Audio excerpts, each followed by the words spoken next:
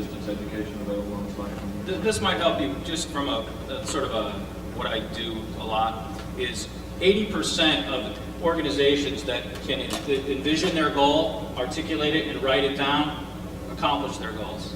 And if you don't write them down and you don't articulate them properly, like 80% never get there. So all I'm trying to do, and this will change probably quarterly as the landscape shifts, but we have to start by putting a stake in the ground and saying, this is what it's going to look like.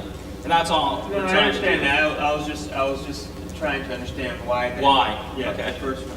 Makes sense. This 3 year, these set of 3 years goals that we're talking about have to be thought of as milestones in a work in progress. Okay, I mean I prefer the term milestones there rather than goals, because we're talking about creating something that you expect to grow and achieve a whole lot of other objectives down the road, like for instance, attracting more research and whatnot. So when you think in terms of milestones, it makes a lot of sense to say you have to have a certain occupancy to succeed. Okay. Now, we can determine exactly what the characteristics of the occupants or the tenants will be, but you certainly have to have a certain level of occupancy. Which then assumes that the buildings are built. Exactly. So under our goals, in 3 years we're going to have a facility built, or at least the Don't these beginning. things usually go, I mean, don't they usually go in a very sequential and building block process? I mean, it's one small building, another building, another Right. building, and so on. So Exactly. really, maybe what you want to see in 3 years is definitely you would have entered into an agreement with a commercial developer partner.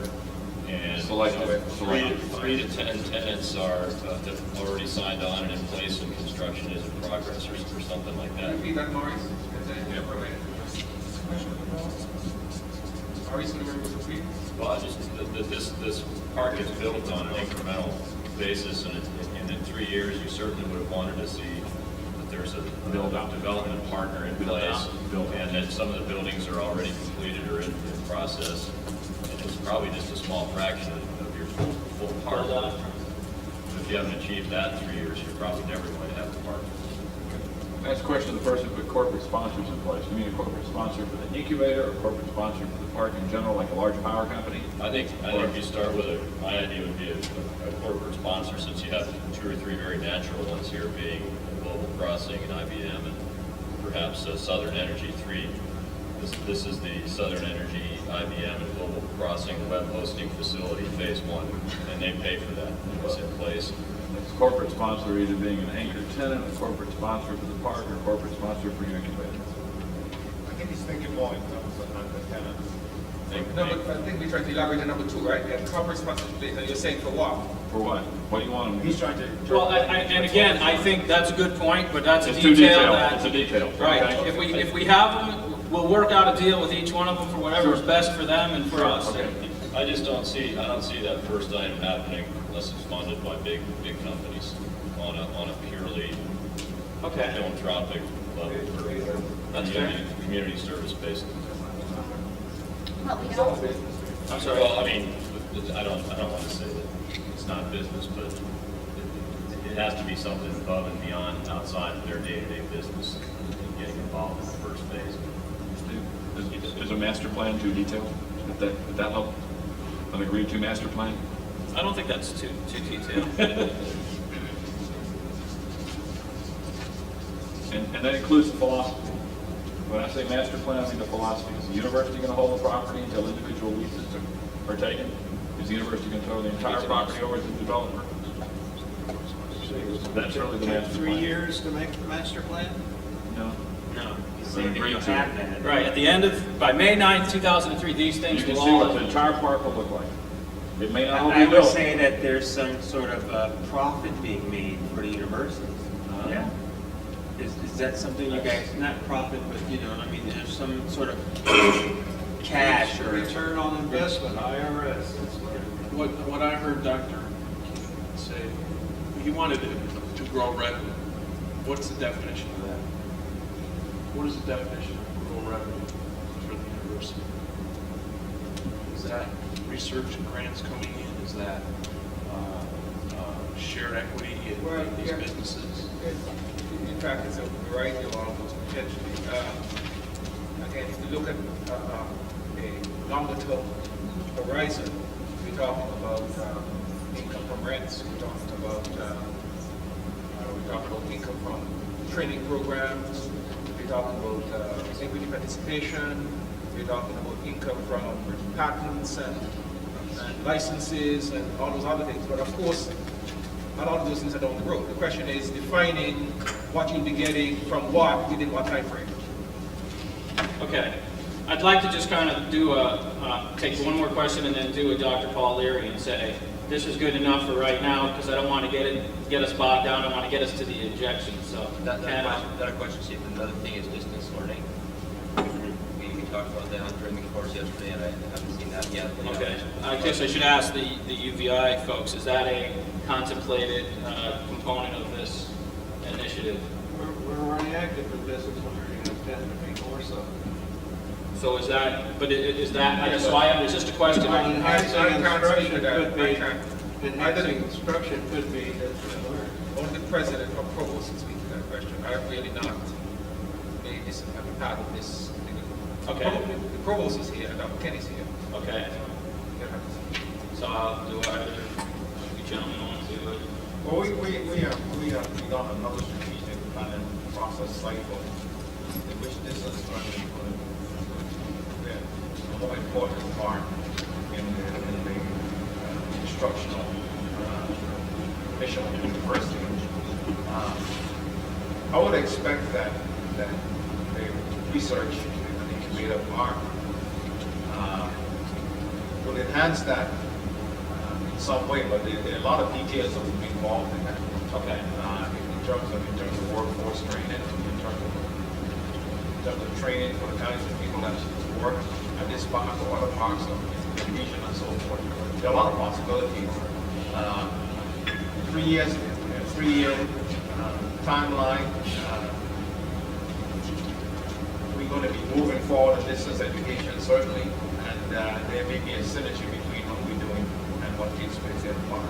Okay, that's increased instruction. Yeah, So that's under instruction. Precisely. All right. All right. Now what I'd like to do is get us back to objectives or obstacles. And this is kind of going back to some remarks that I made yesterday about being honest and about where we're at. That's kind of the first thing that we need to do. So what I'd like to do is just some sort of Robert's Rules of Order here. When we go into this section, what we want to do is talk about an obstacle. Make sure there's a general consensus that it is in fact an obstacle. We are not going to go into, at this point, what the solutions to the obstacle might be. We will do that in the next phase. Could be an hour from now. But it's in leading these type of discussions in the past, it's a very natural process to want to start talking about each one. And we don't want to do that because we'll probably have quite a few of them. And then we need to kind of narrow that list to what really the big ones are. Could I make a suggestion? Yes. Could I suggest that Paul just give his list of the issues that he identified yesterday, use that as a starting point. Sure. Legislative, what would it? Legal issues? Well, I'm looking more for, what's an obstacle? Is the land, I mean, is the land there, is it ready to be built on, does the university control that, is that an obstacle that's already behind you, or need to get a better idea of the... I think the first obstacle is the governance structure of the university. The what? Governance structure of the university.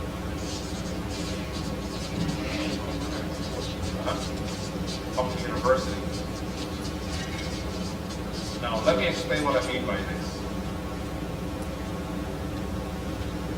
If the university wants to build something, we got to put it on the bid. Okay? If the university wants to get the developer, we have to put it on the bid. So, then we also have to go through boards and so on. You know what I'm saying? I'm not saying these are insurmountable obstacles, and we don't want to get into that. But the governance structure of the university as a public institution, is an obstacle. So as it relates to time, as it relates to time. Can we say the governance structure of the park is separate from that? The Like government structure creating of an the park, authority? the government structure of the park is going to be determined by the government structure of the university. okay, It's a derived structure. fine, that's good. And That's a- indeed, one of the things that Marjorie mentioned, the possibility of amending the statute, perhaps, to shape the government structure of the university in such a way that something like maybe a research technology park, an integrated facility can function as an authority that's related to the university or something. I really don't want to get into the details, which is right. You don't want us to get into Right. I just want to get Let's say the down. government structure. Okay, so that's one. Is a possibility. Or we just made the point about the land. Okay. Land zoning. Zoning. Yes, we do have that. Zoning is a problem. I mean, Is that the line? maybe this is simple-minded, but is it such a thing where the UBI actually creates another research park authority, can grant the land to the park Right, authority? this is We where I don't want get into that. to, I don't want you to solve it yet. And I'm not trying to solve it, Okay. I'm just trying to understand what What the issue is? what the issue is with land and assets. Okay. That's all I'm trying to understand. Marjorie? We identified the IDC as one of our biggest selling points, and right now, I think Brendel has the right objectives, but the IDC is a very slow process.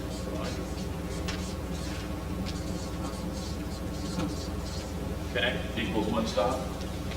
So let me just reiterate. So the government structure of the UBI is an obstacle at this point. The zoning is an obstacle at this point. The IDC process is an obstacle at this point. Scott? Identify the strengths, we need to identify the strengths and assets of the university that bear on this park. Okay, so what's the obstacle? The obstacle is we do not clearly understand. We don't clearly understand. We haven't articulated, and we need to articulate the strengths of the university.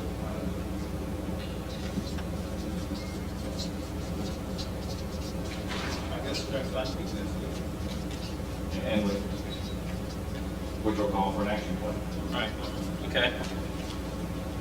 Due diligence done by companies. The due diligence is an obstacle? When they come down here, they're going to learn that doing business here is an unpleasant.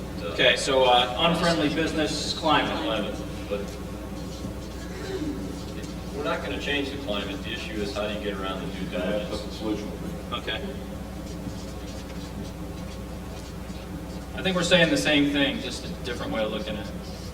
Unfriendly business climate is an obstacle, and there will be ways to deal with that. How about money? Does anyone think that could perhaps be an obstacle?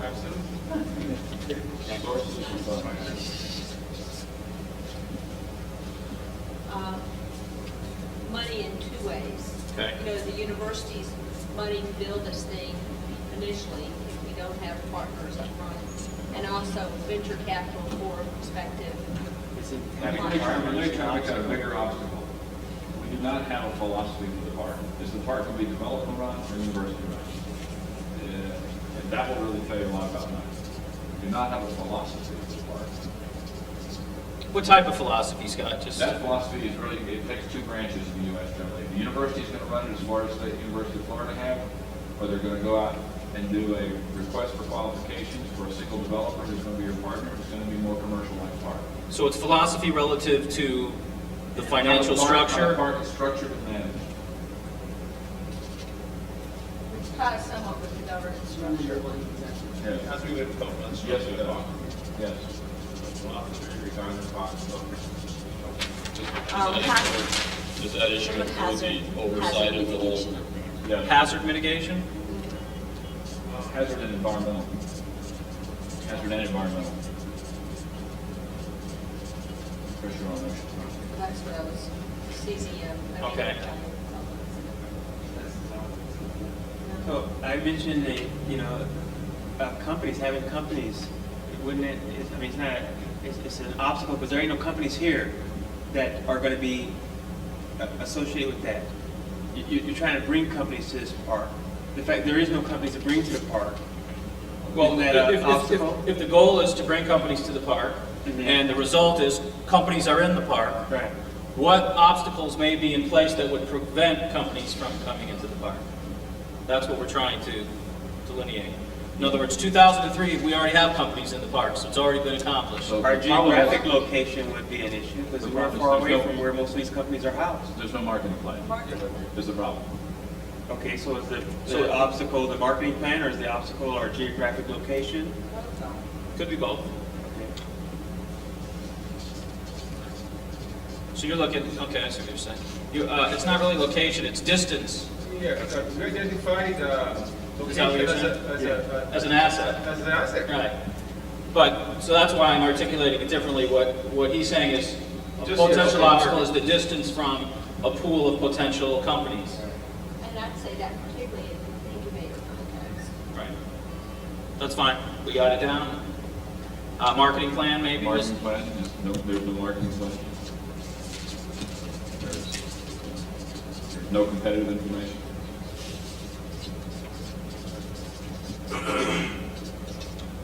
Are those really obstacles or? Yeah. They're easily resolved obstacles, but they are obstacles. You know, you put aside right marketing Inside plan. your head. Inadequate supportive infrastructure. I'm thinking in terms of things like power and healthcare and some other things that. Housing. Education. Well, a major obstacle is the, Let's flush that out, because I think the group was starting to come up under inadequate infrastructure. Yeah, well, a lot of folks are concerned about when they move someplace, move a business someplace, they're concerned. And I read something that Congress did a research. I just wanted to make sure she's For high tech and stuff, these folks want to know that you have power, that you have facilities, healthcare facilities, educational system, and so forth. And ours are generally considered to be not completely first world. And the physical communication cable from the 8 mile away landing point. Yeah, in fact, I was just, yes, that's what I was gonna. I'm sorry, go ahead. Yeah, the last mile is. The last How mile. we get the connectivity from Global Crossing Hub to give the package like it. Yes, go ahead. Are you still with infrastructure? Well, I actually had, maybe, I'm just thinking a little bit differently on infrastructure. I was thinking, back to Maurice's initial point, if you're looking at the UVI, notwithstanding its competitive advantages, there are probably a number of disadvantages vis-a-vis other institutions of higher learning. And in my mind, I'm thinking of that when someone comes to a research park or an incubator, they're looking for labor and what the experience levels or what the departments bring to the party. And again, I haven't really rolled up my sleeves to familiarize myself in great detail with the university, but But we put that down, it's identifying university strengths and liabilities. Okay. That was back there. But there's a bigger one, just as we've got a lot of things under infrastructure here at present, I think under university infrastructure, things like a policy to support research by faculty.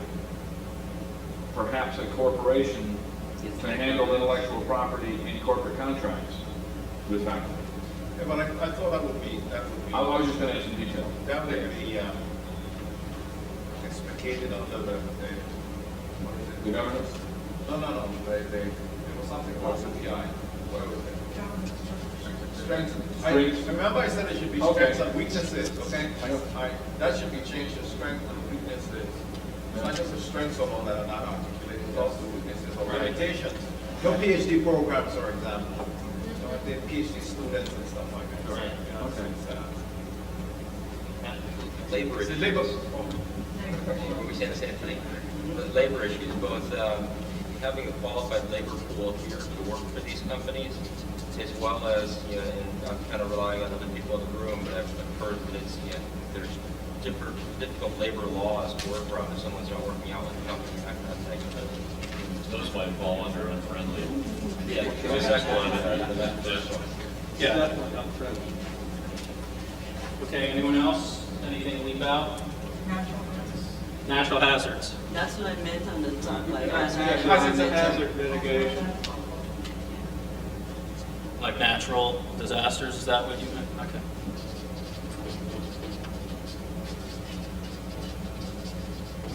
Okay. Anything else? This is a sensitive one, and I always hesitate to put it on the table, but Oh, competition. in the interest of honesty, I think that there's some cultural attitudes in the Virgin Islands that cause problems in establishing these kinds of enterprises. Cultural problems. I mean, I think we have a perfect example going on right now in terms of things like sometimes suspiciousness of outsiders and their motives, concerns about intergroup relationships, that these people are perceived. There's a lot of white people come to the States to take over our place. I think there are certain cultural sensitivities or attitudes that people confront when they're here. From the moment they get on a taxi at the airport to the time they take them to the hotel till they leave. So I think that we have to be honest and say that one of the problems in the Virgin Islands is sometimes certain cultural attitudes or sensitivities create difficulties. You want to also Like run that suspiciousness. to put some political things?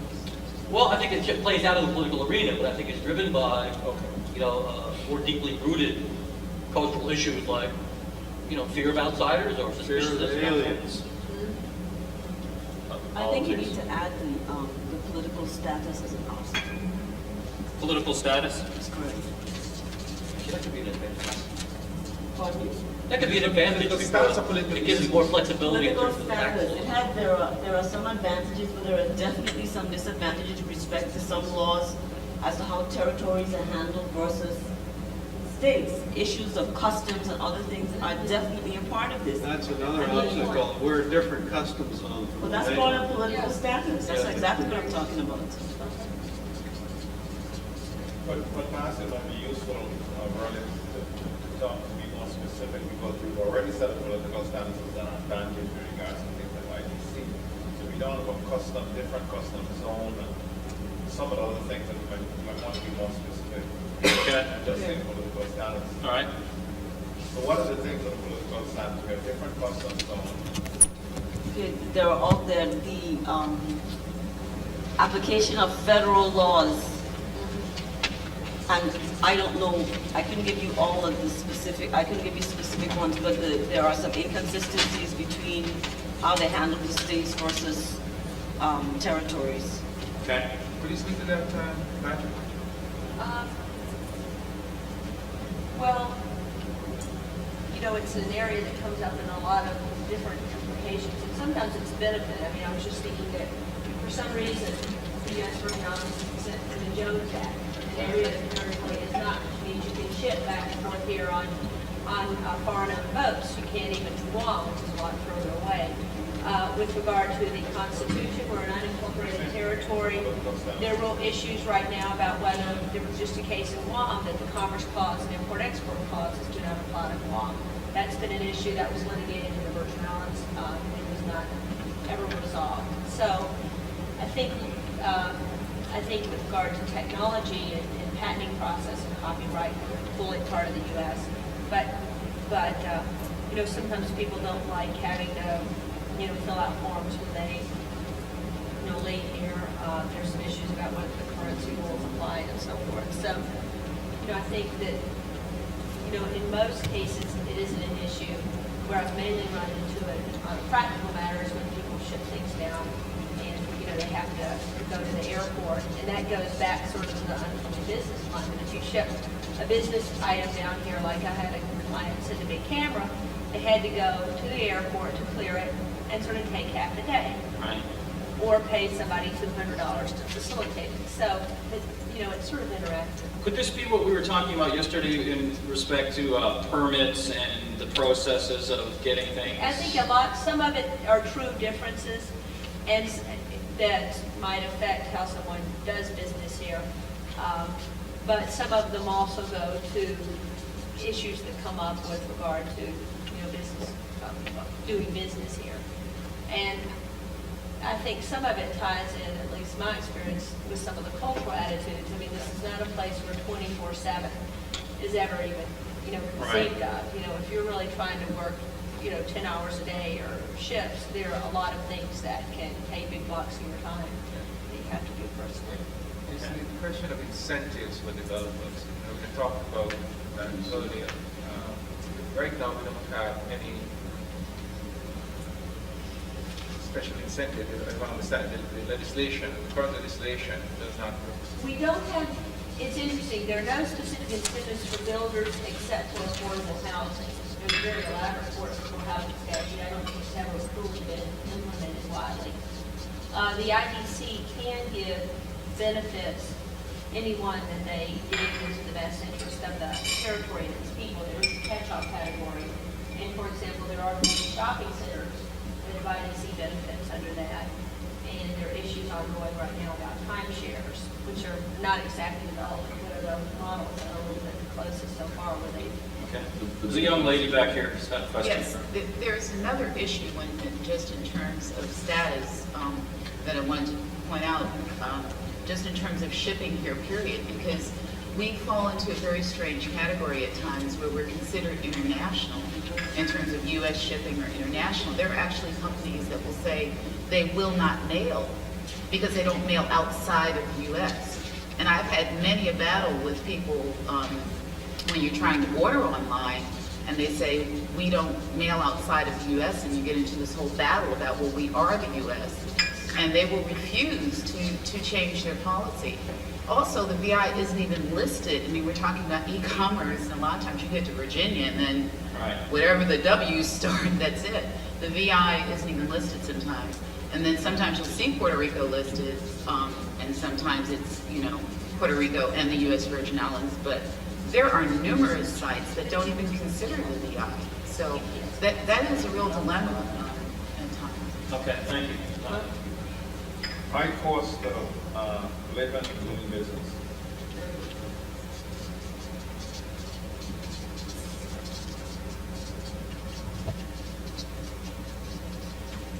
And there's a related one that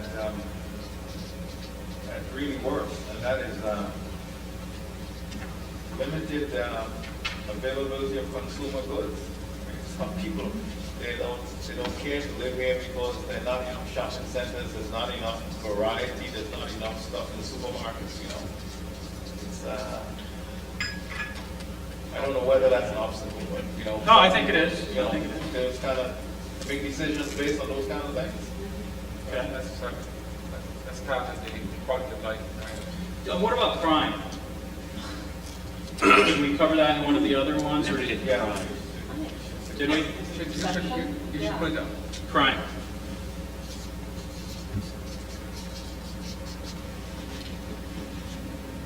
Yes. But in her quality of life, I think it merits almost second listing is education below the university level. Because I think a lot of people feel like you have to pay private school, which is very expensive and raises a lot of issues. So it's the Well, cost of so you want to take that education. out of infrastructure support? Well, I just think it's a big enough issue that it merits being separately listed. Yeah, I'm not so concerned which Yeah, category, as long as we categories get it are down also- and we forge a strategy to deal with it. Like Paul was saying before about honesty and so forth, one of the big mistakes that can be made in these sessions is holding something back, then you plan this whole strategy and everything, and you get totally blindsided by something that you didn't put down as an original obstacle. Do you want to say public education, Marjorie? K-12 public education. Okay. I think public education. I think you do have a lot of people here who have kids in private school who, if they had any, felt like they had alternatives, they would. Okay. Well, Sooner or later, you'll get into the inter-island problems with, no, I mean more, where does the park go, St. Thomas, the rivalry, right? And then the other issue, since at least for the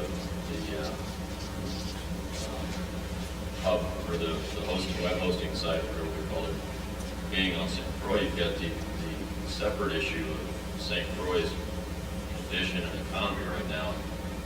No offense to any of the Parisians here, but I spend a lot of time over there, and it's gotten to be a very sad place. The roads, the environment, the economy, just in general, it's not. And there doesn't seem to be any real interest on the part of most people to improve it or turn it around. And so you get the feeling that it's on a downslide, that and the bottom is not in sight.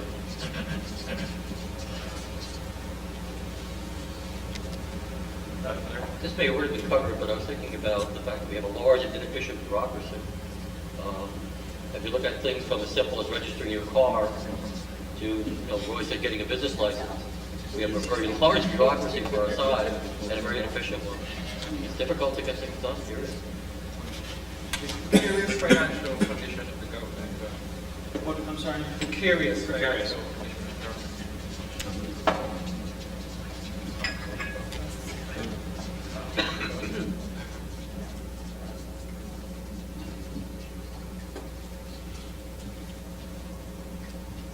Okay.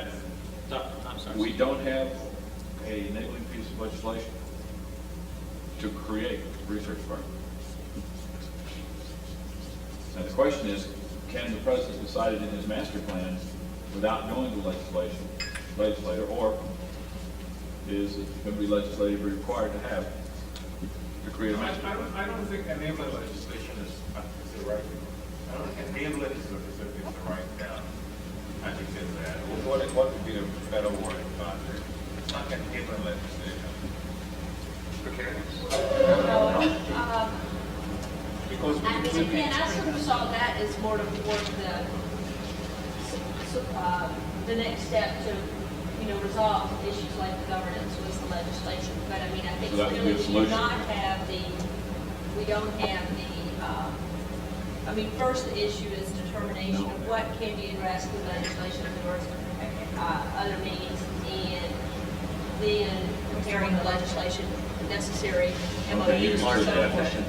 But I think it clearly bringing the steps necessary to affect this have not been done, so. I would say supportive legislation is probably a better I think way. it's better. It may be technically that we could get there without it, but I think we might have the support of the government, the legislature moving forward and have a legislative Your mandate. Honor. Maybe this is part of the, but basically, it's support of the government for this project. The lack of support?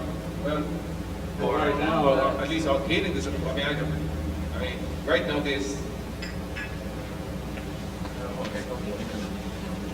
I guess what I was trying to say is, I'm thinking in the context of an obstacle, and you say support of government, is that I could be drawing the wrong inference. I might be wrong. We don't have it at this point, so we So need to. lack of support. I would say fund documented support. Okay. That's Informal. Maybe there. Informal. Don't know if you have support or not. Well, so this is an aside, like we said yesterday, that Senator Berry's legislative aide said as soon as we're ready to go with the project, she's on board. So he's the chair of the Finance Committee. So we have one at least. How about unknown? Unknown. We'll be assumptive and say unknown level of support. Yeah. Yeah. And that's not just from the legislature, from the executive branch as well. From government.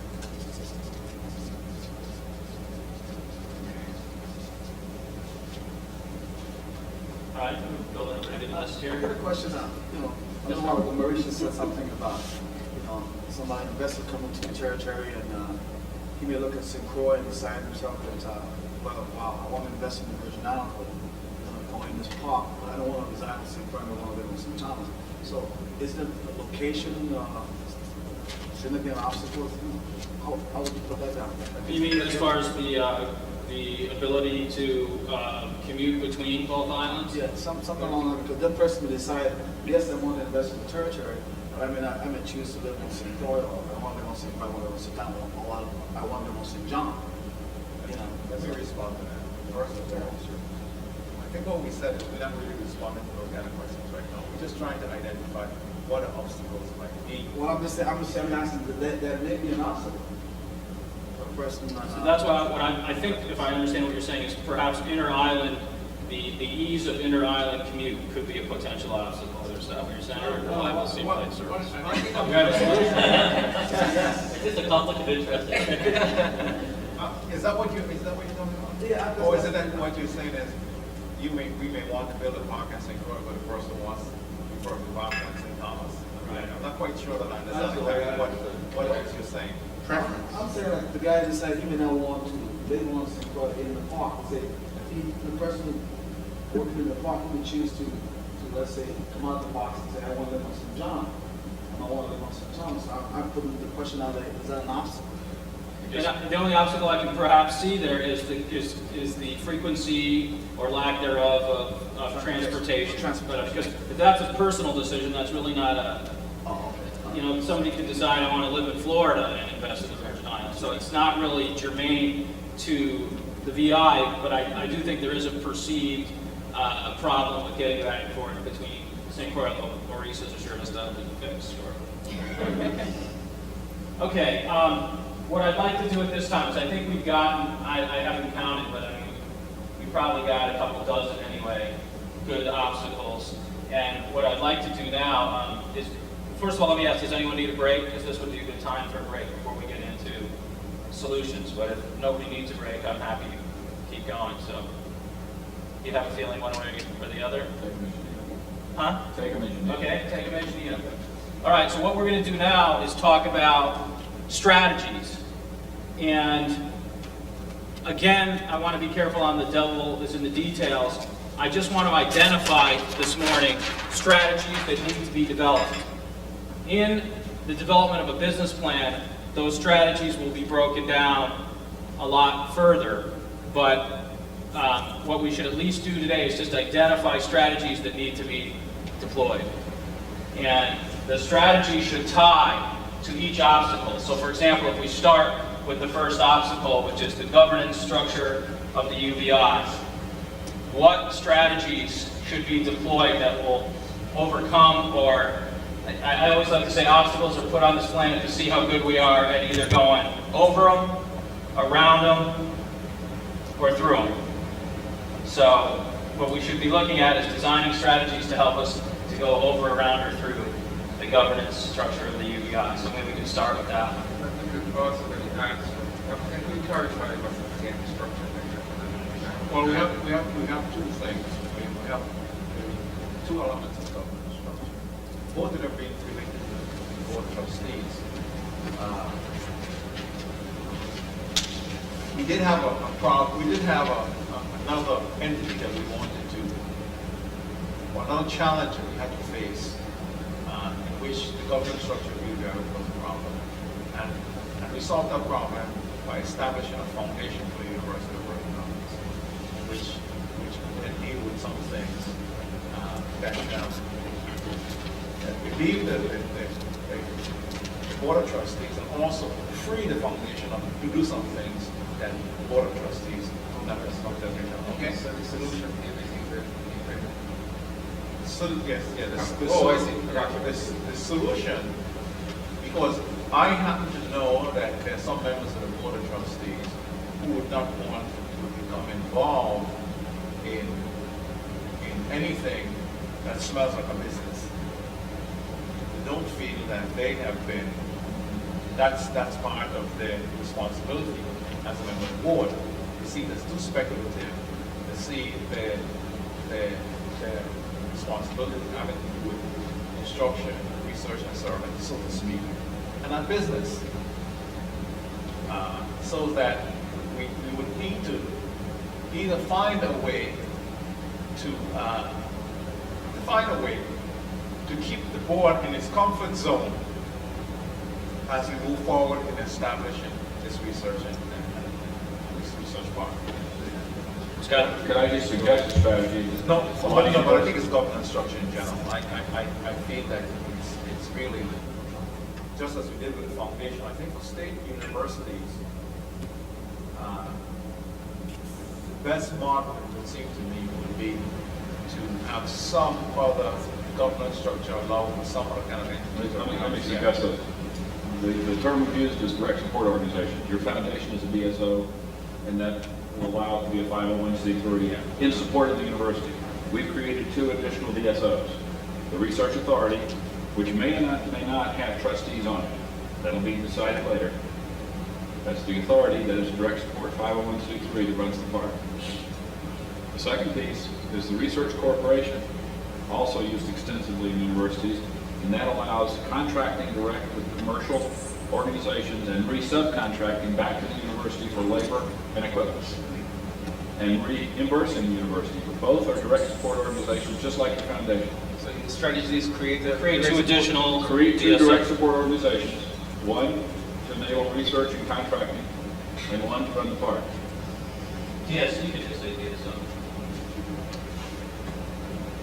Okay. create two separate Let me ask you, organizations. how common is unmarked? Very. Every Florida university has all three. A foundation for donors and gifts, direct gifts that do not involve a deliverable. And you already have that, I assume. Okay. You already have sponsored research in the university. That's part of the university for federally funded programs. But we created a research corporation to catch private funding, because private funding wants to run faster than DSR wants to go. The federal government doesn't care how long, many times it takes to do a contract for NASA or NSA. But when a commercial company walks in the door and wants to do research, you need a fast fleet corporation, and that's what we use the research corporation for. And then the research authority runs the park. Now you'll find variances all over the place in the authority. In some cases, the authority is the president's executive council. In some cases, like mine, it's all outsiders. The president of the bank, the head of the Chamber of Commerce, a school board member. So you as the president will help determine who are the authority board members. But it's a separate government authority, and the 501c3 is separated legally, but is in support of the university's research and its mission. And I'll give you the mission statements for both of our organizations. What are the two DSOs that you're talking about? Research authority and Research research authority corporation. and the research corporation. Is that the one that deals with licenses and patents? Yes, And- the research corporation, the university assigns its patents and licenses to the corporation. I got you, okay. Or maybe you said that earlier. Thanks, Scott. Okay. Time. Let's talk about time. We talked a little bit this morning about 3 years out, this is what it'll look like, but time's a wasting, so to speak. We're in an economy where they say an internet year is 100 days. And so everything's happening a lot more expeditiously. And we know it's going to take 3 years to get to the goal and what it looks like. So what kinds of things, what kind of strategies can we design to allow us to capitalize on the market conditions and opportunities in a more timely basis? Identify a fast-moving corporate partner. Okay. I didn't quite understand the question. Are we identifying? A strategy to deal with the obstacle of time. Oh. How do we make time? How do we proceed? How do we accelerate? What's available to start right now?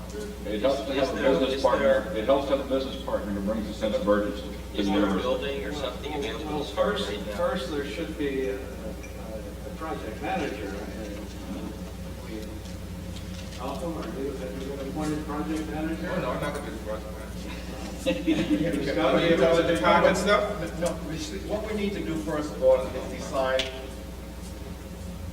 what we absolutely need to do before we can start to talk about identifying corporate partners and whatnot. That is some things we would like to do and some things that we will have to do, because we're going to be on parallel tracks here. It could very well be that the arrangement that develops with your first corporate partner may not be what you want to replicate with future corporate partners. It may be that you just want to do some things initially just to get the ball for momentum purposes, particularly inertia, to get things moving so that you can attract other folks because you've got somebody that's there. So it seems to me that what we got to do is we've got to decide, first of all, how ready we are to enter into, let's say, an agreement with our first corporate partner. Or what constitutes readiness? When will you be ready? How can you determine that? Well, what are the characteristics that will constitute? Mention is made about a manager or something. I mean, what internally, as far as the university is concerned, what are the internal milestones that have to be reached before we can move to identify and to sign up for corporate partners and so forth. We need a checklist. We need an internal checklist. Okay, good. I think that's good. Establish an internal checklist. Yes. Well, we don't have to develop it. We just need to identify it's a strategy that needs to be incorporated into the business plan. And I think what John's point was, following through on Scott's point, is if getting a corporate partner is an important way to kickstart this thing, John's immediately thinking, who's going to go out and talk to this corporate partner? I was not in an environment of corporate partner, but from the university, first of all, Dr. Kent, is this a project you want to do? And if you want to accomplish it, you must give responsibility to someone to get it done. Who is that? So you're putting up there, identify project leader. But that's a checklist. I mean, what I'm saying is you're still coming up with a checklist. Right. You're saying that's one part of the checklist. Yeah. You know, you have a checklist of We need a internal project readiness. manager. Who's responsible for For the what? university, project manager. Okay. I don't want us to bog down. What I'd like to do is try to get a cursory overview on every one of these obstacles, and then if we have more time, go back up to the list and flush them out better. But I don't want us to hit lunch and only be halfway through the list. So, But I would say that in addition to the internal checklist, unless we want to include this, I mean, based on something that Marjorie said very early on, which has stuck in my mind, is that we're going to have to be moving along several roads here at the same time, okay? And we probably need some kind of a perk chart or something that gives us, that enables us to in the 3 years, Critical paths. you know, we need to identify the critical paths. okay, let's put As that quickly as down for possible. critical path.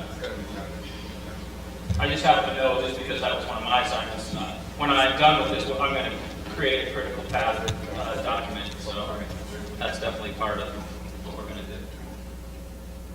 I mean, this might be more detailed than we want right here, but what I really see happening, because as I've said, I know of a couple of companies are right now moving into the IDC process or about to be, that are probably the types we're looking for. There's no place for them to go at the research, but I think still the other elements, the interns, the cooperation, the recruiting, we can go ahead and get in place now with those, but the issue is when they go, wherever they go, which may be the industrial park, then they're not there to build out to go into the research park. So I don't know exactly. Well, I think your point's well taken. I think that's what Ken Merrick was just talking about, is if in 3 years there's going to be this new building, state-of-the-art, yada, yada, yada, is there anything in place today that can be used as a temporary facility so that if you did have somebody, you could have an interim, you could bring your first corporate partner and put them somewhere with the understanding, like Dr. Ken says, we still be pursuing on parallel tracks for the other things, but instead of having to wait,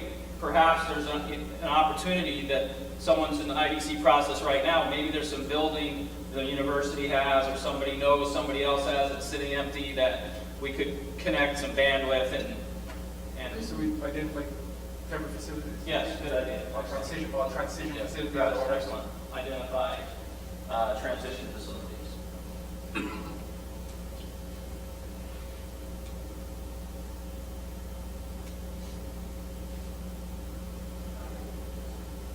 Okay.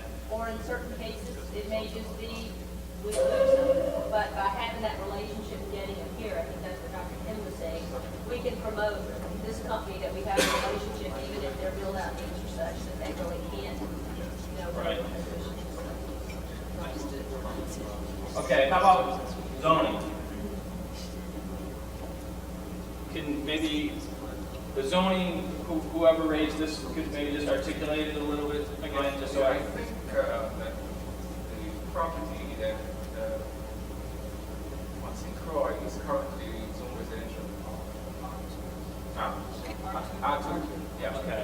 which is about 25 acres of land that we have in that area. So we're very happy to zone to whatever I have. The right coding. Yeah. So I Who is the appropriate zone? You know who that is.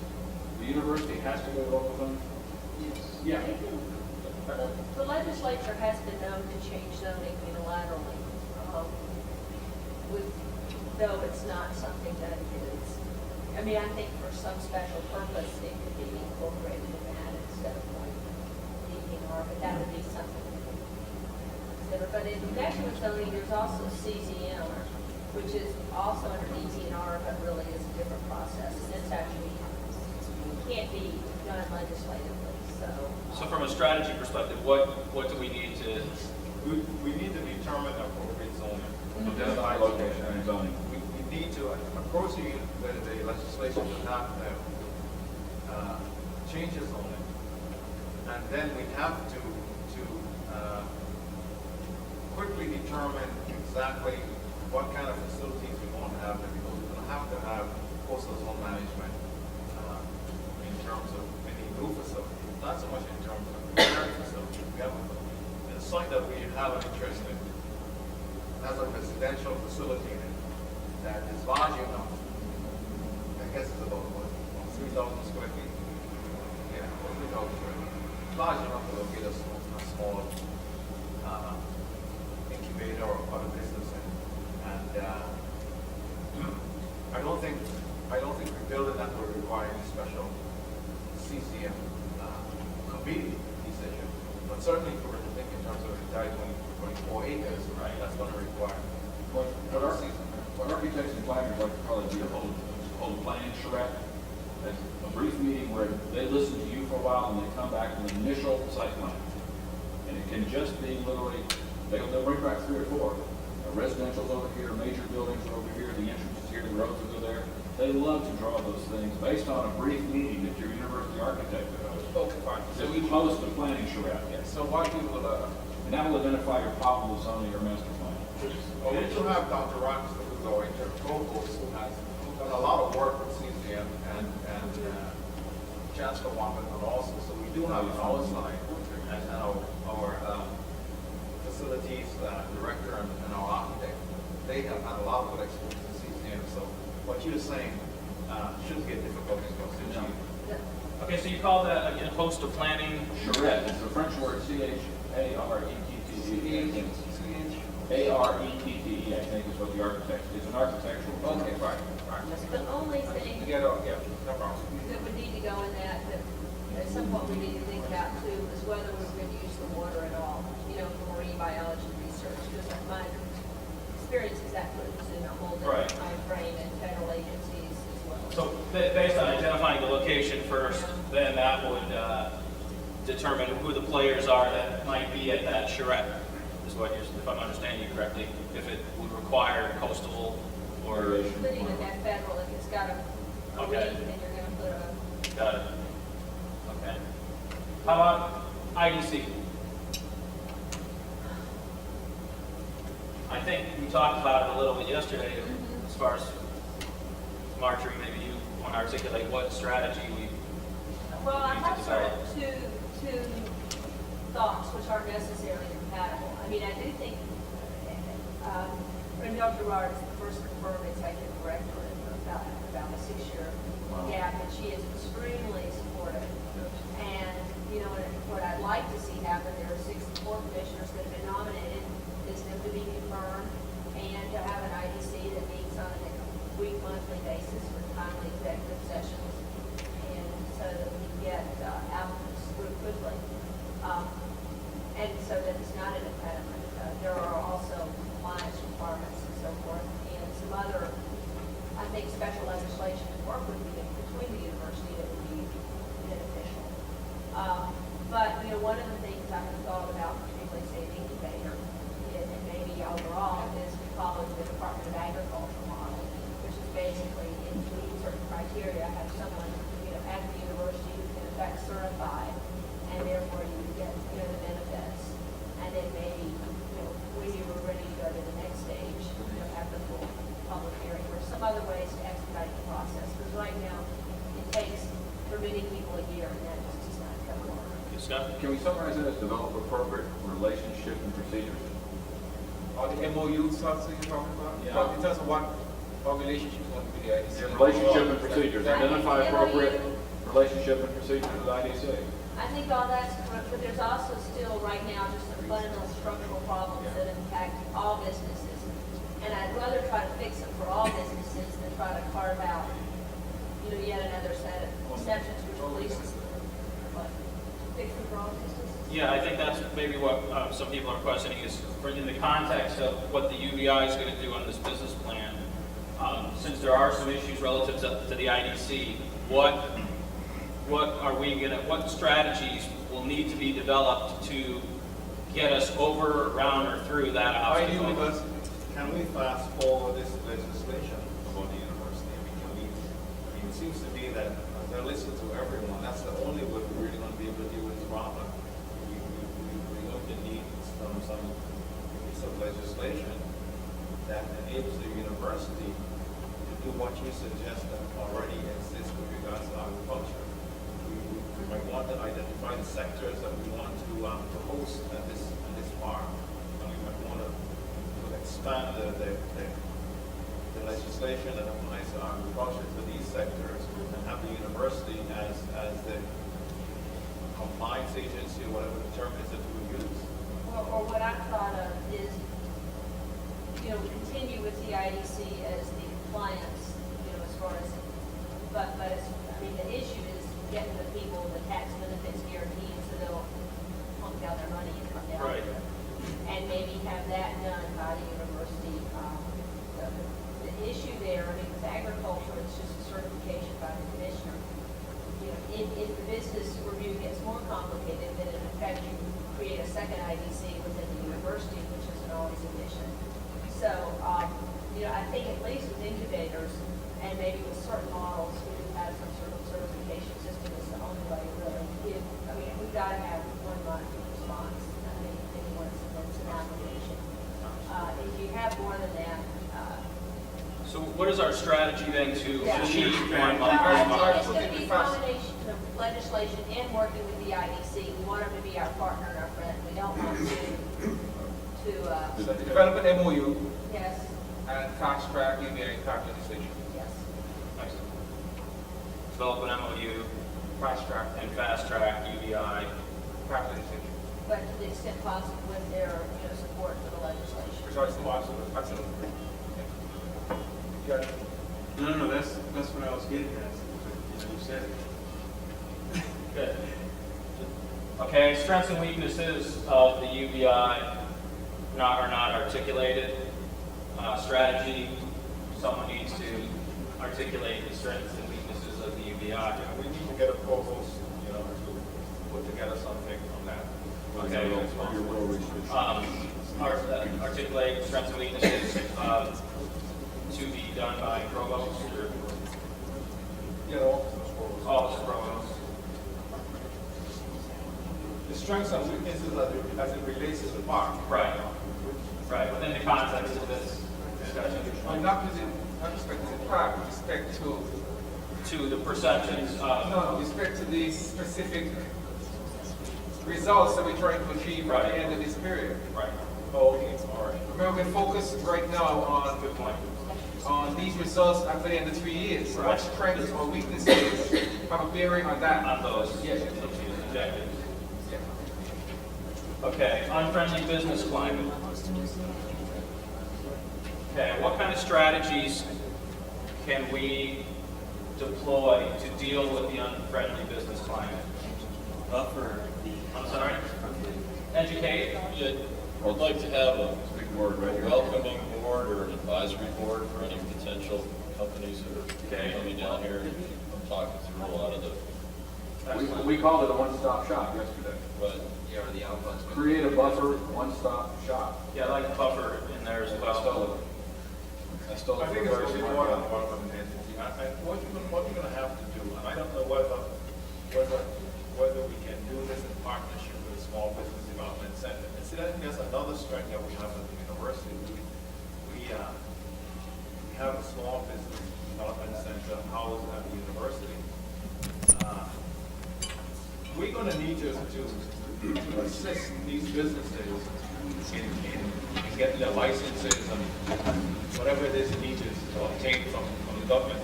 We're simply going to have to do that. We're going to have that built in to the park. It's going to be either a service that we'll have to provide directly, or we'll have to go through the SBDC. Because it's going to be more than welcoming folks. We're going to have to walk these things through. I don't want to, welcoming is probably the wrong word. The CEO of a company or prospective company that's going to come down here, make a large investment, move a business down here, as part of his diligence, he's going to want to talk to several CEOs, general managers, presidents of companies that already do business here. And so you need to have a pool of those people ready, or non-competitive with the incoming company, obviously, but ready to talk up doing business here in the Virgin Islands, talk about the hassles, but they're easy to get around. You just got to, learn how to do business here and so on. Would that mean like formation of a local business advisory board? That's probably a better word than a welcoming. But I think you're going to Isn't there, you can develop like the Rotaries and the Chambers, isn't that what you're supposed to do? I think it's got to be a group that's tied to this park, that bottom line has an interest in promoting the park and selling it. By the way, just as important information, I did get a message from John Young, the head of the local Chamber of Commerce, that he thinks it's a great idea and would have loved to come, but he was tied up on stuff, but he wants to be involved. Let me jump to your authority board. My authority board contains the president of my Chamber of Commerce. It contains the president of a local bank. When I have a company that wants to talk about what's going on in Boca Raton, I've got two board members on my authority. The president of Mellon Bank and the president of Boca Chamber. But I think we're talking about two different things here. We're talking about one, but they help. Having the appropriate people to work with interested investors, and two, having something in place, whether it's for the SBDA or some other mechanism, where we mentor them or guide them or provide ombudsmanship or whatever you want to call it, to walk them through. They know they have a friend. It's a one-stop shopping. Basically creating a program to take them from the very first day they land on the tarmac to for the first hour for their whole relocation and transitional period into the island. That they have a friend who can be on. Yeah, let me explain, what I'm saying about SBDC and why that might work. I happen to have a cousin who does this as a business. He's doing quite well. He gets licenses for people and does things for people to make sure that they can move in a timely way to get whatever it is they need to get, whether it's a deed or whatever have you. I'm saying that without that kind of service, without the park having that kind of service, with a strong advisory board and all of these, that's important, it's critical, but it's also critical that we're going to need to have that kind of service. We consider ourselves one stop. An expedited service. Expedited. And I agree that's an expedition service. SBDC should be able to, and what I'm saying is we already have on board a small business development center, and I think most of the businesses that we're going to bring down here, even though they may be part of a larger business as a subsidiary, they will qualify under the designation of small business according to the I think that should also be expanded. That's the process. The piece that Scott is talking about is the larger, broad view of doing business, where they need to interface. This piece, in terms of the SPDC, deals with expediting the process of writing the document.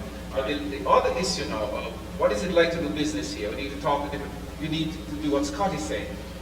So that we have a program, and the program would have this component plus the other component that Scott is talking about. Right. I see three components, actually. Okay, right, three. Okay. Because the other thing is that businesses are made up of human beings. And sometimes we think about, well, we should have someone to expedite all these permits and everything, and we should explain what it's like to do business here. But we also need to deal with the human part of it, on what it's like to live here, not from a business perspective. I remember when I first came down here, it's just as coincidence would have it, Maurice and Denise were the first people to say, hey, let us take you out and show you around. Don't go over there. You should go over there. Here's where you should do this. And without that, it would have been a lot more of a disturbing process. But it became very easy for me because someone was telling me, not just from the business side of things, but from personal for myself and my better half. So I think there should be that human portion of it. We talked a little bit about this at lunch, not just for the entrepreneur or the business person, but also his or her spouse and family. So I think it's got to be the expediter service, the introduction to other business leaders and companies, and the whole personal I don't know how to articulate it. Relocation. Social Service. dimension. Relocation. That's the Relocation same service. budget as the military. Right, the ombudsman, indoctrination. That might be to involve other faculty members and administrators who aren't otherwise directly involved in the research part. That's a good idea. You know, Close enough. Settlers Handbook? Yeah. Have you ever read the Settlers Handbook? The what? Settlers Handbook? No. Denise? Yeah, okay. But he's not a settler. Well, But what you're talking about are those things that would be covered in the Right. Settlers Handbook. Yeah. okay, so we need to,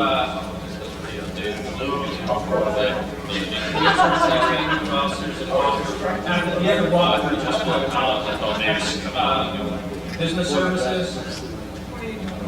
Yeah. Is it business services?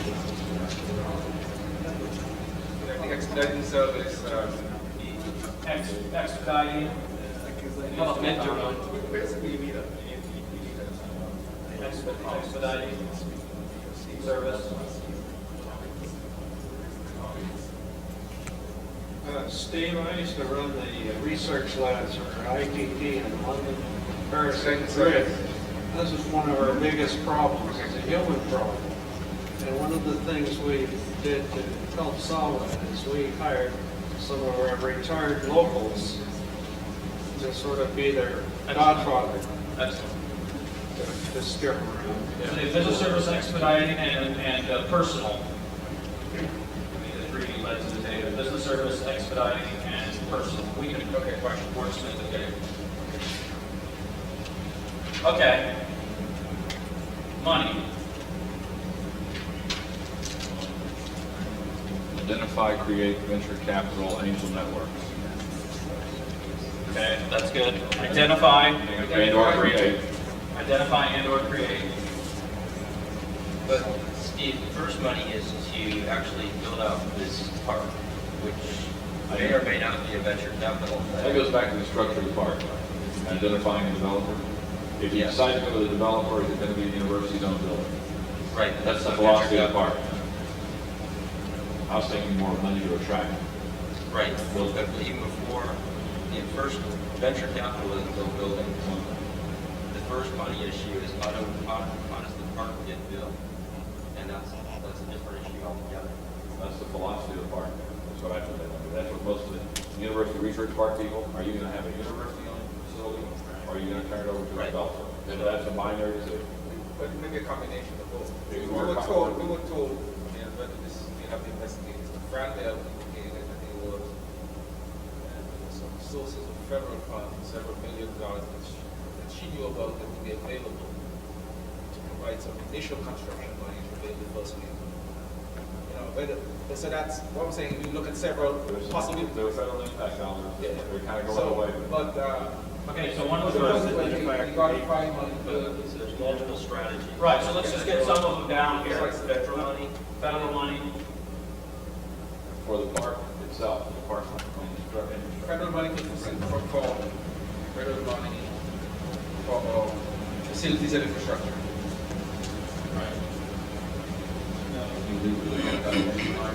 yeah, outside developers, and I don't know if the university has a budget, I'm assuming, what I've heard thus far, the money hasn't come out from outside, so therefore it's federal money or outside developers. Precisely. And then, Scott was talking about, Yeah, that's okay. money in the credit business. But yes, but I mean, that's going to get out there a Yeah, little yeah. bit, and also, Federal money. you know, if you target a bigger corporation as partners to come in, they're funded. They have their own source of funds, and that's not an issue. There's three, you've got private sources which can either be borrowed or joint venture, and then you've got public sources which could be the university as part of a joint venture or on its own could get the money under what's called a private activity bond Or, yeah, bond, or bond. or a bond. I'd say, how about locate private or federal, private university or federal? You know, which implies bond. University, Or federal money. private university or federal. Private common. Private would be bank or joint venture partner. I'll say, yeah, private university, yeah, federal fund for facilities and infrastructure. What did you say, Bill? There was something you talked about, a specific type of bond that This is a private activity bond. If you're going to build this type of facility, and there are restrictions on those bonds. You have to have an allocation made at the territorial level in order to do it. There are no, the Virgin Islands has never done a private activity bond for reasons that escape me, quite frankly. that's something we ought to look into. It is something the university should look into. Thank you. And there is a big market for that product right now. A big market, meaning on the supply side? On the buy side. On the buy side, okay. Yes. The other Yes, Mark? sort of money-related issue is would we go to the legislature in order to accomplish, one, they're going to want to know, even though it may be in certain respects premature, sort of the cost-benefit case Right. for the park, in order particularly to get IRS, service and Right. economic development. So I don't know. I see we'll have probably need to do an economic analysis before we have all the factors. Feasibility See the study. legislation is So, the feasibility study and economic analysis. okay. So we got that. Yeah, we could add, do a feasibility study and flush out economic benefits. The economic benefits we're talking about, unexpected way, like one of the, when we talk about construction research and service, and enhancement there, when you eliminate the cost benefits, improve benefit cost, because some of the enhancement, you're going to be getting for free or at very, very low cost. And that's really one of the really strong points of this endeavor. These enhancements may not result in any lowering of costs or even increased revenue, but what you will have is an enhanced benefit cost, because you get this benefit essentially at no cost. But that's just, that'll just be a subset of, where did you leave off? Okay, over here on the money. Yes, it's got the economic impact. Feasibility, did you already? Well, she did it. Okay, okay, cool. Here, that's all you need. Okay, philosophy for park relative to the structured management. I think that was your point, Scott, is University operated or developer operated? we need to make a decision, university operated or developer That would be operated. taken care of with the government structure thing, I mean, whatever it is we do there, good, will be fleshed out in that. What is it, university, how did this? Or a combination, which would be the authority model or a joint venture agreement where you have private and university combining together in a management structure. Okay, so we'll just say university, comma, private, comma, Combination or combo. Combo is good. University, private, or combo. I feel like I'm at the drive-through. But let me ask you this question, because I'm not quite sure exactly how your corporation and research authority work. Technically speaking, our foundation is not part of the university. Technically speaking, the authority cannot even, I lease the land from the university on a 99-year lease for $1. So when you say university, private, or combo, if you're thinking in terms of the research authority or the research corporation, that's not university. Well, the university would have a management role. A, you'd have ownership, and B, you'd have management. The president generally names my authority board members with the concurrence of the local government approval. But they're really the people that the president wants on my authority board. Well, but we're not talking about that. We're not talking about who's on the board. We're talking about legalistic. Legalistic, they're a separate 501c3. But they're a direct support organization of the university. Okay, all right. I think we're on the same page here. It's just a useless word. Yes, it's a separate corporation. Okay, hazard and environmental. You were bringing this up. It's to me that the strategy to deal with it would have to do with knowing what kinds of mitigation efforts we have in the territory that would make sense for businesses coming in. Because some people don't know that we're in like 4 different hazard zones. So we need to do it. It would maybe part of your expediting part of it. It's education and information that has to be available so that the build out and all of those things would meet that particular criterion. Okay, thank you. An issue for the technology people, I know that Guam has the same one as, because they're in Typhoon Alley over in Western Pacific, is, redundancy off-site for servers and things like that. You want someplace Out of the belt. Yeah, but maybe in Wisconsin or something, I don't know, but Okay. Because we have to do that for some of our materials right now, yes. Build the code, or better. Or you could take advantage of the rivalry between the islands and have duplication. That wouldn't help. Wouldn't help if we all get won't help. Well, it does help because last hurricane, Maryland hit one island and Right. was nice on the other one, and it switched for Hugo. So, one island may get hit hard and one may not, so it may help, and then again, it may just, both Usually islands when may you're get talking wiped out. about these natural disasters, you're trying to be, because like I think the 4 she was talking about, one of them include earthquake, and so if you're like, whatever it is, 30 or 40 miles apart, and some major catastrophe happens, the businesses want to know that there's a backup in, like Bill said, Wisconsin, really far away. So, and if Wisconsin and the VI were hammered, we all have bigger problems. So that's Usually when there's hurricanes, both of those do. Well, I see Yeah, that but you as know- the plan, that the next step will be to identify, you may use both, but the Right. thing is that we We have a strategy. We develop a plan that contain those different tenants. Okay. That's usually a piece of your bunker, it's just a disaster recovery plan. That's Disaster recovery that's plan. Standard operating procedure. Okay. Yeah, that's a service that many companies provide. Great. Including IBM. Right. Among them. All right. How about distance?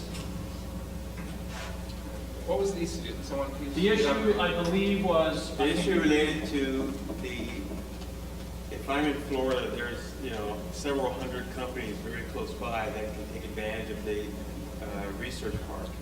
If I'm in St. Croix, St. Thomas, there's not that many companies in close proximity that, can just drive over and be involved. So the fact that the corporation that we're going to be trying to attract may be located in New York is a long way to try to attract a New York company to the Virgin Islands. But, and publicity is part of that. For instance, I didn't know I can fly Delta from Fort Lauderdale direct to St. Croix. And I can fly now direct from St. Thomas to Miami. So publicity. I think there's some positive publicity there. Board members of startup companies and incubators are used to getting on. I talked to one guy who flies between Albany, New York, and Sacramento, California, for 2 different boards. So publicity If and it's marketing. a one flight, Yeah. if it's a one flight top, it's not generally a Marketing plan. And then the tax and IDC benefits tend to mitigate Right. distance issues. And I think it's a good point, is a lot of people think, oh, the Virgin Islands, the first thing I get when people say, where do you live, Virgin Islands, where is that? I don't think people realize 2.5 from Miami, 3.5 from New York, 2.5 from Miami. The other thing, if you take Rick's global crossing chart and show that cable running into connect to St. Croix, it reverses the distance concern. You're now at the center of the hub. Good point, really good point, under the education. And I think with distance too, not overseas phone rates, regular rates, regular phone Right. service. It's all the factors, not just the physical distance, but showing that we are part of the United States and that it's That's a good point. not like, Yeah, so again, educate. Educate. Why don't we put some of those points down? Educate. that we don't know. And the court system even, we didn't indicate that, but Right. in fact, we have a federal district court, it goes to the Third Circuit with New Okay. Jersey, which everyone's. It's like US flag stuff again. Yeah, but I think that Telephone, comes in courts, It's close comfort level, proximity. but it isn't really that far away. Right. One of the things that we didn't include actually is the issue of scale, and that comes in with our competition with Puerto Rico. One of the reasons why a number of organizations are not here is because we don't have the space for them. Now, for this particular kind of venture, that may not be one of our major major issues, but for the distance one, they have more cooperations and other activities there because they had the space already. Right. So that probably needs to be dealt with someplace in the marketing plan. Okay.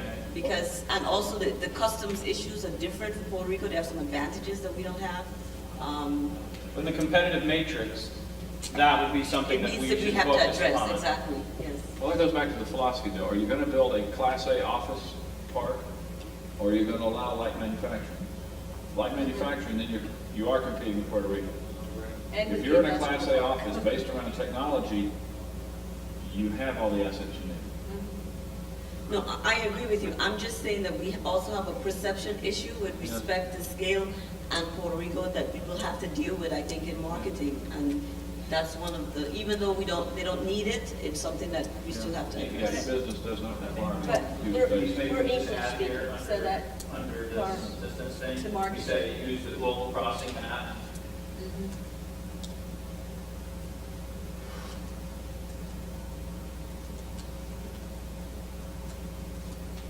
And include data, 3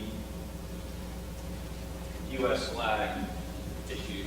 Well, if you include all the other cables on that map, you'll see that the Virgin Islands are at the center of the universe. Right, the epicenter. That's what Bill was saying, reversing the.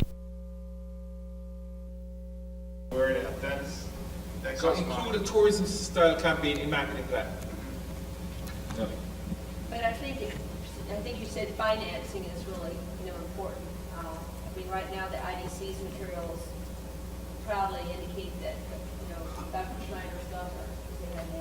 Yes, they do. And then you just, whatever this should Well, probably. he doesn't mean our tourism campaign. He I just know, means like but any make sure it's tourism like, A tourism tourism. like. Because I would see that we'll need something that at least part of it will need to be updated every year. If you get a few The partners. beauty of an authority, which is a separate corporation, I can print without bidding. Yeah. So I can print 15 days and totally can ship it. And it's gonna be website, you're gonna spend a lot more time on the website. Right, so you can change it in a day. And the point was made yesterday that sometimes an architectural rendering, even if it's not reality, it gives Right. a concrete sense of It's what we think well-designed, Right. aesthetically pleasing, Architectural state-of-the-art. So I think the architectural rendering is I part think of the the architectural architectural rendering a website. I think Bill's point is well taken, is you don't need to print up a bunch of stuff and ship it out. You just say, go to our website, it's all there. And then if something changes, you change it today and it's already there tomorrow. Which just, with the new technology and the ability to have interactive forms, this is, I'm out of sequence here, but in terms of one-stop shopping, the website should have the ability for, if in a perfect world, the license application, everything's on it. Right. So people can look at it, there's no shipping, mailing, faxing, it's all there. That's a really good point. Especially if we're building an e-commerce initiative, it really So let's has. put that point, that's a very good point, though. We don't think like that. Integrate one-stop shopping idea or something? Yeah, basically, Sorry. that's okay, don't. I'm gonna just keep going. Yeah, just Ignore, ignore it. where are you? Okay, develop and include tourism style campaign, including architectural rendering and website. Tie website into one-stop shop plan. And also, if there are other, like we were talking about the corporate partners, have it, so you have the Global Crossing website. you Right. can hook on Links to other all sorts of partners. links, yeah. And university. And universities. The other thing on marketing is Thursday morning, I'll be on one in New York, which is the Infotech, for lack of a better word, technology trade shows. You have a number of those around the country where literally people sell incubators, sell new technology, the whole 9 yards. And so as part of this, it's it's Muhammad going to the mountain again. Right. You've got to identify the right shows, the right times, right. Identify trade shows and industry contacts. And a lot of that also, one of the things on my list yesterday was coordinate with the IDC. I mean, they're at the Black Enterprise Conference this weekend. Right. Have somebody from the university there representing the research arm of the league. Marjorie, I have a question. I'm not going to be on the spot. Does the IDC have the ability to delegate We're running out of time. processing to an agent? Industry comments, yeah. The only issue there would be, I don't think the statute specifically commits or doesn't commit it to regs are about 18 years old. So I think if you get there, there are some confidentiality issues. How about if we created the equivalent of an authority but had an IDC person sitting, not at the IDC office, but at That's detail. Something like That's that. okay, I just want to ask you a question. Yeah. Sorry, I'm off again. I'm off. I'll talk to you later. Okay, I want to just kind of keep us, like I talked about earlier, let's at least get something down for each one, and then if we have time, let's go back and flesh them out. But if we get too much detail on any one, we might leave some off. So, on competitive info, we need to develop a matrix. Okay, the infrastructure, support, power, water, housing, health, education. What kind of strategy do we need to employ to deal with? First, we need the development of the matrix. You can see what's there. Okay. Better matrix, yeah.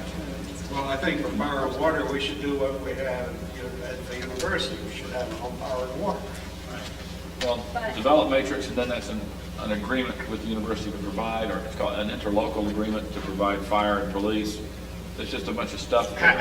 Use excess dorm capacity, we were talking about that last night. But I also think, I mean, we have Southern here, you know, the tradition here has been everybody builds duplicative power and water facilities. But that might be something that can be, you know, re-examined. And working out housing arrangements. Of course, we have it all. We have. Okay, so once we develop the matrix and take a look at what we I think you have developed matrix in 2 places. Yeah, it's another matrix. Okay. It's Oh, another that's another matrix. matrix. Oh, okay. What's the second matrix? What is the second The matrix? second matrix is to take a look at all those issues. What are the infrastructure issues? What are the problems with water, So housing? it's an infrastructure matrix then. Right. For the main Okay, last mile, lack of connection. Meaning we have the global crossing POP and it's not connected to anything. Last night IBM said they would do it for free. We're just going to go for a moment. Military Roberts has to leave and we want to express our appreciation as well for him. We think we're on over possibly. Thanks. Right up. Bye. Well, I think what we'll do is, as we, on the deliverables, when we come out with some critical pathing documents, I'm sure since we have everybody's email, we can circulate them, and if anybody has any adds or changes or what have you, definitely welcome. Can I change that from sponsors to support? Well, this last mile is more than a research. It's a general problem in the Virgin Islands. Our local monopoly is a little backwards in services and reliability. The obvious answer is competition, but that's... Well, correct me if I'm wrong, but can't we just cut out the local provider if Global Crossing has the POP? Don't we just No, need but I'm thinking public globally, if you're going to develop an incubator business and it's going to locate outside the park, they'll have that last mile problem. Okay. So that's not a problem you want to deal with outside the park. But let me ask you this: to get from the landing point to the park, you cross a public thoroughfare. It'd be a fiber down the road, yes. Yes. Do you cross a public thoroughfare? Yes. Then your local carrier's got to put that trench in. Under our arrangement here, the local carrier doesn't have to do anything. No, I mean, they're saying that's the only person that can do it. If you cross a public thoroughfare, federal law says that the local carrier designated has the first right of refusal if it's Bell South or AT&T or whoever it is. We don't See, do the it that federal way. law also says that the local carrier is supposed to provide for competition, and they don't do I understand that. that, but I mean, we may not be able to ask for corporate sponsors. But we don't need to do that. No, we can run our We own can get fire. around it. You can't We're not really asking them to trench. We run our own fire. We're going we to can trench rent ourselves. poles. They're just supporting us. outside of your campus. Yes, Yeah. Good. anybody can. Don't tell anybody. No, anybody can use the, Okay, This is a Virgin let's Islands. move on to labor pool. They have to recruit from within the university's roles would be probably the best place to come, but otherwise you're gonna have to try to get them from somewhere else. We're going to develop a bank of some kind. And what? A bank. We've discussed this at Resume bank or- university as a data bank of our alumni. resume Keep bank. track of it, But bring all them home. about, Okay, create a data bank. One of the people I invited here, who unfortunately was unable to attend, is a young lady who is a Virgin Islander, who is a patent lawyer and an engineer, and works with a colleague who's a computer engineer. And they have a group called the Virgin Islands Institute of Development. And I want them in the loop because they are well connected with the expatriate Virgin Islands community of young professionals who are very computer technologically oriented. I attended a conference they gave last year, which was very impressive because of the quality of people I met. So I think What that's is the acronym? Elizabeth Stanley is the president, and Virginia John is the vice president. It's called the Virgin Islands Institute for Development. And I think that's connected with what Malcolm says, a data bank, whether it's UVI alumni or Virgin Islanders or working in the state as professional. VIID? VIID. I would work with them to develop a data bank of Virgin Islanders with technological backgrounds working now in the United States, who might be attracted back home if they had something to come home to and help develop. So I want them to be here because they're a good resource for us. We're probably going to need to develop a special workforce training and continuing education program also. How about a clinical program for students as well? I mean, A what? A clinical program for students, because that's really what. Intern program? An intern program. Intern and co-op. Internships there. Internship and co-op, that's two different programs. And how about strengthening our computer or information technology program? Well, what I'm suggesting is that it may not just be the whole program. There might be some special modules that we have, the training modules that we might have to put in place. You know, because we're not necessarily thinking about, in some cases you want PhD candidates or something. In some cases you just simply need to have some folks that have been exposed to certain kinds of training in the area, who already have a baseline. You know what I'm saying? They have a baseline, and it's like continuing. This whole area is continuing education. What it is. The other item, I was talking to somebody this morning actually about a different incubator, strategic alliance with other educational institutions. So you can draw, you know, absolutely. Strategic alliance with other educational institutions.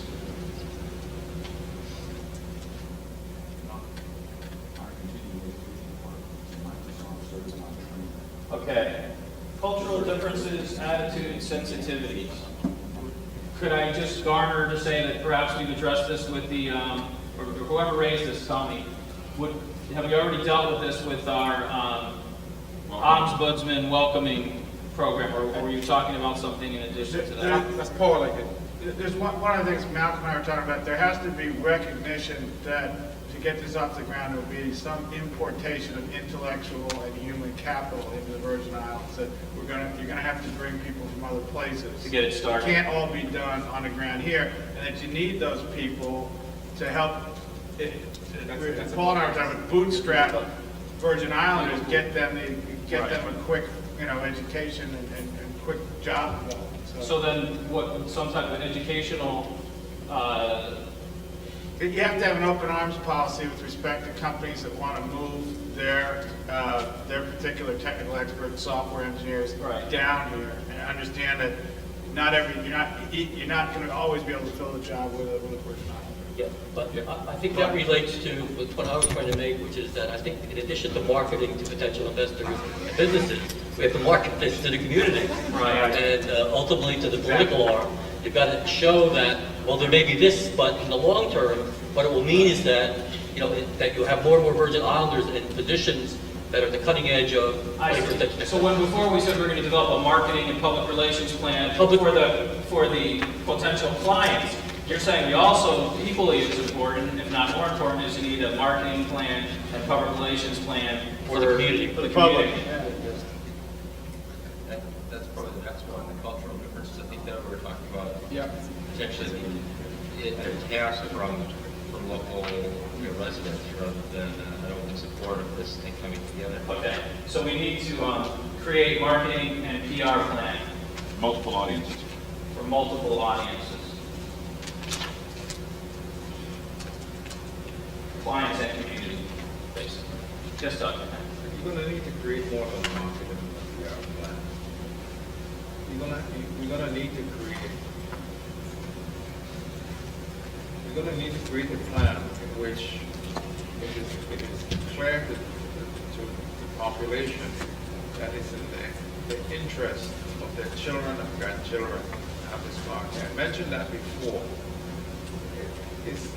This marketing and public relations and all that is fine, but we have to be able to demonstrate to these folks that this is going to make a difference in the lives of their children and their grandchildren. We continue to hear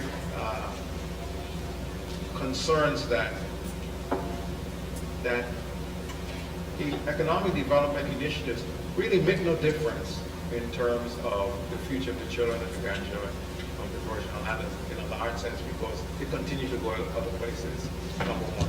It makes no difference in terms of the quality of education that we have, elementary and secondary especially. There's no connect, there's a big disconnect between what the students get in elementary and high school and what the economic activity that is taking place in the Virgin Islands, because it's mostly tourism based. There's no connect. I'm not saying that there shouldn't be a connect, but there's basically no connect. I think one of the things that we want to do, if we're going to change cultural differences, attitudes, and sensitivities, is we're going to have to go beyond a market and a public relations plan. And we have to actually develop a plan in which there is some sort of, there's a virtuous loop between what's taking place here in that park and what's taking place, in the schools and whatnot. And we can do that. I don't think that's... So how do we try to correct it? How do we put that down? Well, I think we want to talk about... educational program? I think we want to... All I'm saying is marketing and public relations isn't enough. Community outreach, Maybe mentoring. Maybe community outreach. Okay, Trying to get the community outreach. Okay. You understand the We're concept? talking about K through 12 and tying it in. We're talking about public service. Remember we talked about there's a public service dimension, community outreach. Okay. Good. All right, political status, federal laws, customs, mailing, shipping issues, permits. God, it looks like a matrix. I think we've covered it. Correct me, but I think we've covered it with the educational components, the matrix, and the ombudsman. But let me make a point. I think there may be some particular issues where the cooperation of the delegate's office in Washington would be important, as well as cooperation with the Office of Territorial Affairs, the Department of the Interior, which has administrative responsibility. There were two OTA officials that were going to come to the conference, but had to cancel at the last minute. So I think what we have to do in terms of dealing with some of these federal issues is develop close working relationship with the delegate's office and with the Office of Territorial Affairs. Okay, so develop working relationships with, Delegate's office and OTA. OTA stands for Office of Territorial Affairs. I would say enhance rather than develop. We already have. What? I would use the word enhance. Enhance, okay. Rather than develop. Okay. But that's right. To include the park. OTA and Delegate.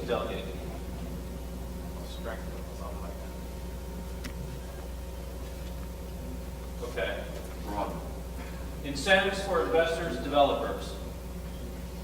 The obstacle is we don't have any, if I understand correctly. Yeah, I think Madge is looking into what could be included in legislation. Okay. So, I think you also need to develop an RFQ process to identify a request for quotation, qualification. I think develop an RFQ process to identify potential. There are several large national companies now that build research parks. Just to see who answers, if they'll respond to a VI RFQ. and then perhaps you could just say, develop legislative terms. Yeah, terms and conditions there.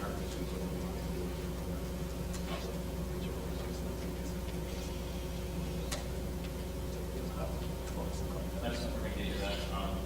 You talk.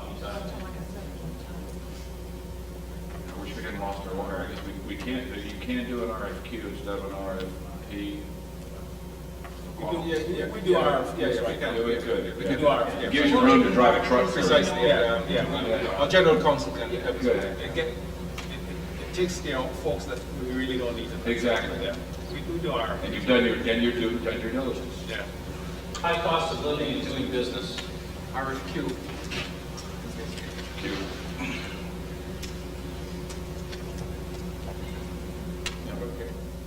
All right, one of the obstacles is the high cost of living and the high cost of doing business here. Doesn't that tie back to a lot of our other work? I think so. Ties back to incentives and that sort of stuff. The incentives, the tax incentives, the other stuff. So I think we've answered that. IDC benefits and stuff. I think you'll find that later. Okay, the limited availability of consumer goods. Hey, it's getting better. We have a Kmart. Right. And McDonald's. Well, I would say, I would deal with the limited availability of consumables the other way. I think the market and the plan, what you have to do is talk about the things that you have here that you don't have elsewhere in terms of the ambience and the quality of life and stuff like that. I mean, you're saying you don't have consumer goods there, but you have some other things. Right, I agree. I think it's about managing expectations. If as long as somebody comes in with a realistic expectation, then there's going to be some scarcity of goods, but there's going to be an abundance of other things, and it's okay. It's only if someone doesn't know, and then kind of gets blindsided. So I think we can handle that under education. Crime. Crime is directly connected to the economic climate. So if we improve the economic climate, then more than likely we'll reduce the crime. Well, we don't have to reduce it, but we have to make people aware of what they need to do. We talked earlier about this education, orienting people properly. Right. You talked about we talked about some vehicles that we will use to. There were three elements, if I remember correctly. One was the social element, the other one was the business element. And through that education kind of program, we can alert people to what it is they need to be doing and what to ensure their own safety. Also, what we need to do is to indicate to them that the park itself is going to be very secure. Right. We will have to put in place whatever elements are necessary to project that the park and access to the park and whatever have you, it is something which is a great element of security. Security for the park and also for living quarters. Yeah. I know there's a discussion on whether they'll be in the park or adjacent to the park, but I think the same issues would apply. Okay. K-12 public education issues. Develop partnerships. Develop partnerships. Yeah, I think what we should do is try to suggest that it should be part of the solution in the sense of the kind of thing that I'm talking about. And in fact, it might shape the tenants that we want to come to the park in terms of, again, within the framework of the community service. So that you take an obstacle, and you frame it as an opportunity. Because I think most businesses do have some sense of public service. Yeah, but within the I'm not sure I don't understand. Within the context of the result we have, and we try to and let people understand that yes, we may have a public education system in which they have some issues, but we have a private education system. Right. I think the issue is that I believe this is a potential obstacle to people thinking of coming here Couples and with the children. impact of their children. Precisely. Yes, that's the context. So the other private options. Yeah, I would think a solution to this is something that really can relate not only to this park but to the community as a whole. Is the university needs to be associated with improving public education here. How can someone come into the university if they can't do the basic stuff the university requires during their first year? So the university needs to reach back and help public education prepare those kids to join the university population. So K-12 public education is at a state of deterioration, for lack of a better terminology, but the university has to, in part of their service to the community, not say, okay, well, there's private schools, say, how can we improve public education? Because that means more students for us. No, but listen, So it helps you as well. Your point is well taken, but that's a we have the chicken and egg situation here, all right? Okay. We have to do both things. We have to tell them we've got good private education. There's no question about that. But we also have to understand we have a resource problem in terms of helping to solve some of the problems that we have in elementary and secondary education. And it turns out that the knowledge sector businesses that we want to locate in the park have the capacity to be of assistance in dealing with this problem. And what you're doing is you're appealing to two things. First, in indicating that you have private education, you say, well, if you want to send your kids here and so forth, but you have an excellent opportunity to make a difference in this community because of the nature of your business. And so what you will do is you'll take this obstacle and you'll appeal to the sense of community service. And I really do believe that some of this can be done because a number of the IDC businesses are coming in, make money available for scholarships, make money, they have UVI students and interns and so forth. You're just trying to point out to them another opportunity for their business to get into the elementary and secondary school. And down the road, some of these students, it may be students who might end up working for them and helping them to helping their profitability. So I'm not saying this is no panacea, but I'm just thinking of the spin you want to put on it as you look at this obstacle. There's one more piece of that. In the work we're doing on the Internet Coast, there are 80 companies that are trying to brand the Internet Coast. We've gone back to the K-12 school systems and said there's a set of skills that about 60% of our employees are not university graduates. So instead of you as a vocational school in the public school system turning out someone trained to build better fiberglass boats, which is what they're currently doing, or trained to build better homes, or trained to build whatever, I suggest you add how to pull cable in, how to deal with a Cisco router, and that's technical education, not requiring a college education that's required to support this industry. You may find more than half of your jobs. That system must change how they're training kids who are not going to go beyond high school. Also in terms of what you're saying, a lot of times there are federal monies available for some of this kind of education. But if you have corporate partners, if the government has a list of corporations that have an interest in being of assistance and providing the internships and so forth, sure, you have a better chance of getting the money. Exactly. Yes, back here and then Paul. I think as part of the education component of these core businesses and their families coming in, we could provide a list of the kinds of activities that the university does do with K through 12. And it's much bigger than you think. So that would be one of the things that we could do, because there are a number of programs and stuff that might entice people to look at the education system a little differently. Okay, so we would create a list of That would be programs. part of the education, the informational component we would give to incoming people. Okay. Like orientation and coming in. Right. I think another advantage that we have in terms of the private education system especially is cultural diversity. I think if we're preparing kids to live in a new culturally diverse society, one of the strengths about the Virgin Islands is that if your kid goes to school here, they're going to interact and form relationships and learn to interact with kids who are Hispanic, who are West Indian, who are continental, who are all different hues and shades. And I think that one of the strengths of that is that it prepares the child much more effectively to operate in the intercultural world. So I think the diversity of the educational experience, the cultural diversity, is a very strong selling point as far as I'm concerned. Excellent. And for a lot of people. Okay, let's go to the inter-island issue, rivalry. Paul? I have probably a peculiar spin on this, but it seems to me that this can be done in a very positive way. If we go, my argument, which I made internally, is that I really think we have to emphasize the St. Croix thing. St. Croix, if you sold St. Croix, and this is an economic development strategy, not only for the Virgin Islands, but to bring up St. Croix and to diversify the economy, you're going to get 7 Senate votes if you make it a St. Croix issue right away. Plus probably the at-large senator, it depends on votes from St. Croix. So you're going to get an automatic majority. So I think that the inter-island rivalry thing can work for us if we highlight the St. Croix connection. That doesn't preclude a development on St. Thomas. But obviously, a major part of the development is going to have to be on St. Croix because of the cable, of the connection.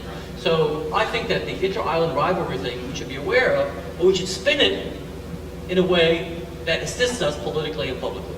So I think that in a sense we're on the right side of the issue if we emphasize the St. Croix element of the problem. Okay, so would it be fair to say, maybe I'm being, well, what do you think of this I development say mitigation plan? stress positive implications for St. Croix. Right, and then also you need to develop, because What's the action? What's the action? Point, you have inter-island rivalry, meaning if you push it for St. Croix, you're going to get resistance from St. Thomians. If you push it for St. Not really. Doesn't work too close. It's symmetrical. Okay, maybe I misunderstood then. What is this inter-island rivalry issue then? Why don't we talk over ourselves? Dr. Kennedy. St. Croix. It has to do, in a sense, it relates to doing business in the Virgin Islands, in a sense, because the inter-island rivalry itself can sometimes be an impediment. I mean, it might even be the case if you're a St. Thomas business and you want to move to St. Croix, you might have some problems because it's you coming over here now, that sort of thing. I mean, it's really, I'm not saying that happens all the time, but I'm saying it could be something like that. I think Paul's response is great. I think as far as this project is concerned, emphasis on the location of the park, or at least of a park on St. Croix, is enhanced by the fact that we have the rivalry. See, if we didn't have the rivalry, we might not get as much support in some causes as we will get because we have the rivalry. So what you're saying is perhaps the rivalry isn't really an obstacle? For this project, in some quarters, the rivalry is an asset. I think that's what Paul is saying. Okay. Is that what you're saying? And so for the purpose of this exercise, is there any part of this rivalry that could be a potential obstacle? And if so, what strategies do we need to deploy to resolve those obstacles? If it's not an obstacle, we can just take it off the list. We don't have to develop a strategy. I think it's regarded as an obstacle. I think what we're saying basically is to overcome the major obstacle for the park, we need to focus, as Paul is saying, on St. Croix. This is one of the engines for economic development on St. Croix. Okay. Focus on. And trust it that. Focus it that way. Focus it on St. Croix. Precisely. Okay. All right. Economic issues. What was that again? I don't quite remember. I think the person who brought this up was talking about the economy of the island. This is weakness of the economy. The general weakness of perceived state of the economy. If I'm a business person and I'm thinking of moving a business here and the potential implosion or collapse, impending collapse, or... And I think the way I do that is the trustees are doing a booming business. So I think you want to attract businesses that are looking for global markets as opposed to local markets. So that the local market's not really relevant to what's going on in the park. So attract. The economic issues are to identify companies. Will you repeat that, please? So I think as a strategy, you want to attract businesses that are, whose focus is global market, not local market. I mean, you don't want a general retailer. Or a jewelry, for example, somebody who wants to do online jewelry sales related to the duty-free business here is not as strong as someone who is involved in some other software aspect that can be used in any business anywhere in the world. Okay, excellent. Well, in fact, that goes with IDC, doesn't it? If it's for the local market, it may not be qualified for IDC's benefits. Right, good point.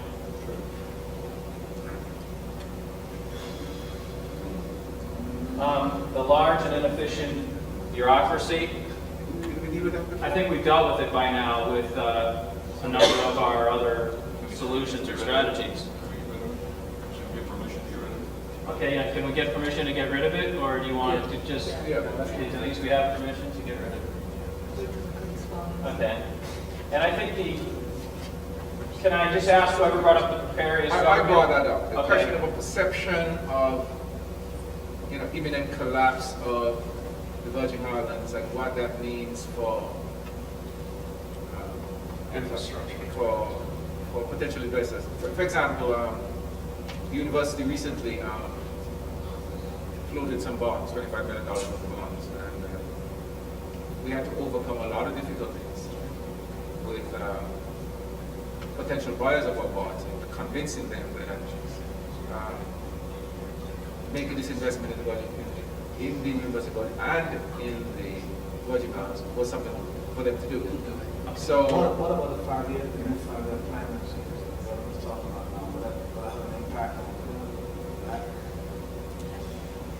well, what Malcolm is, so we got Better than what Malcolm says.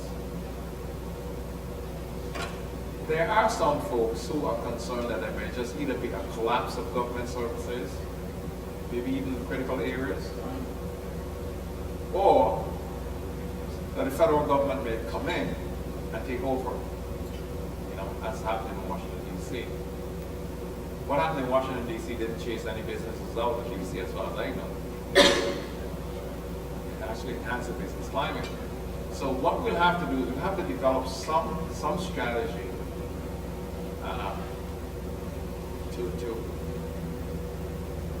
to convince anyone who may have this sort of idea that it won't happen. Now, the 5-year plan that has been mentioned may be helpful because the 5-year plan, if it is implemented, in fact, will strengthen the government's financial situation considerably. So perhaps what we need to do is simply to focus on that plan and the application of that plan as a movement in a right direction with regards to the government's financial situation. That's just off the top of my head. I mean, there might be some better ideas. Right. Here's some things we did. One of the things we did is we had our insurers, people who provided their bond insurance, were very, very hesitant and stuff.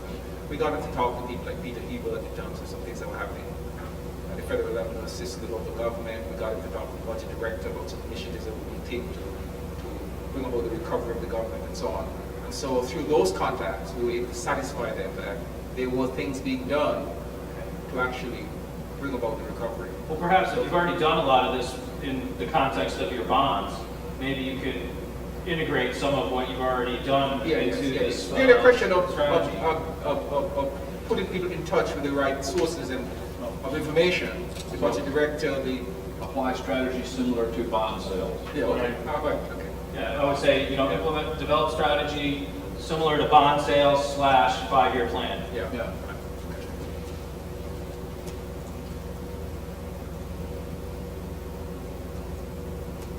Okay, enabling legislation. I think we said fast track that or something. All right, I think we've already covered this with Marjorie, what we talked about, I believe. Marjorie's action plan. And the final one is unknown level of support, meaning we got to bring the governor, these members of his cabinet, members of the legislature on board. Okay. Effective lobbying campaign. Lobbying, yeah. Is it time for, and this is just marketing guys yelling again, is it time for a Rotary Club presentation similar to mine? Precisely. Chamber of Commerce. I want to sit on the edge and tell them how great it's going to be. I want to show the potential drawing. Okay, so we have start to drum up a level. Let's have government, Chamber of Commerce. A 20-minute pitch. Service organization. Community. You have an invitation. Organizations. Put on Chamber of Commerce specifically. I mean, here. I think one thing we should be conscious of course, is that the governor is a former professor, very familiar with the institution, very supportive. So we have a window of opportunity in this administration that may not be there after the next election, we don't know. So what I'm saying is that we have a friend in government house. So that also should affect our thinking about the time frame. If we get all our guts in place while we still have so this all needs to be fast tracked too. Yeah. Well, I think Scott made a good point. Put in Rotary and Lions and other Community. That's what we. Government, community organization. Yeah, government community. And that's an overview presentation. That is our concept presentation. And it's ideal for a president or Malcolm to be in front of those clubs regularly anyway to figure what we're doing. Yeah, yes, we have, so we put together a presentation. Yeah, we rework presentation based upon the ideas we got. Yeah. Okay, well, we've highlighted most of the major obstacles, and we've highlighted a proposed strategy for each obstacle.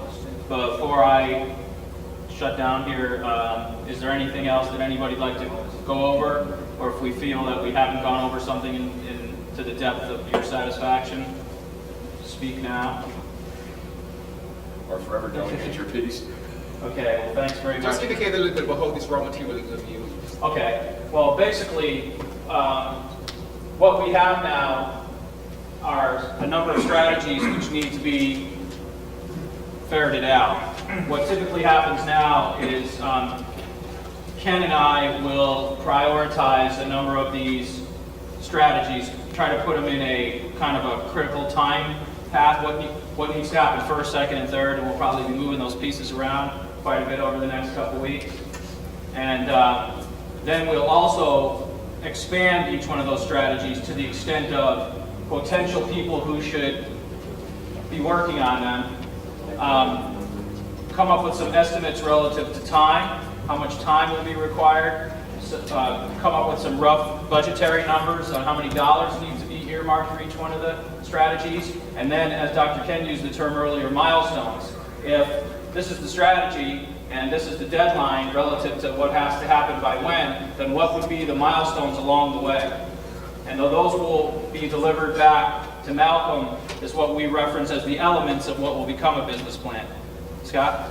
Is there anywhere here where you're going to formalize an advisory committee for this park for planning purposes? We haven't covered it here, but that's a good idea, is who's going to be responsible for a number of these issues? Who's going to be on the conference call? Well, right now we have an in-house group. The question is, the person have an answer, whether it's time maybe to expand that group to include some other kind of technical advice. That's also it's a dual-edged. We need to go back to the RTI. We need to go back to the RTI. We need to talk about what has been established and so on. We need to move from there. And I'll if I think see that's something he talked about stealth and some other things. Could you speak about what? Yeah, what I meant about stealth is I just think that, again, a combination of my business experience and living here is this is an idea, and we, in a day and a half, have really, I think, started to congeal it and pull it together, but it's still far from, I don't mean it in the negative sense, but it's half-baked. The cake's not ready for public display yet, and I think sometimes when you bring in too many interested or disinterested parties, as was because of a gentleman by the name of Mike Dingman, who was a senior vice president at the Henley Group, but he was a champion of the cause, and I think you need to identify champions, because I'm sure Scott will tell you, once you get whoever those key players are, once you get one or two of them, everything just starts to flow downhill. But finding them is easier said than done, but I think that should be something that's earmarked in the strategies. And he would want the idea at least half baked. He doesn't want the idea with just all the raw ingredients. He wants it at least half baked. So this is an ideal point. You should bring it to him. So we'll have a report on the symposium itself. Paul will be working on that. And then we'll have this other piece. Right, the elements of business. And we'll share both of those with Dr. Rickman. Excellent. I was just saying, I hope that this group, which I think has been a very, very productive group for a day and a half, I think it's folks are thinking a lot, and a good step forward.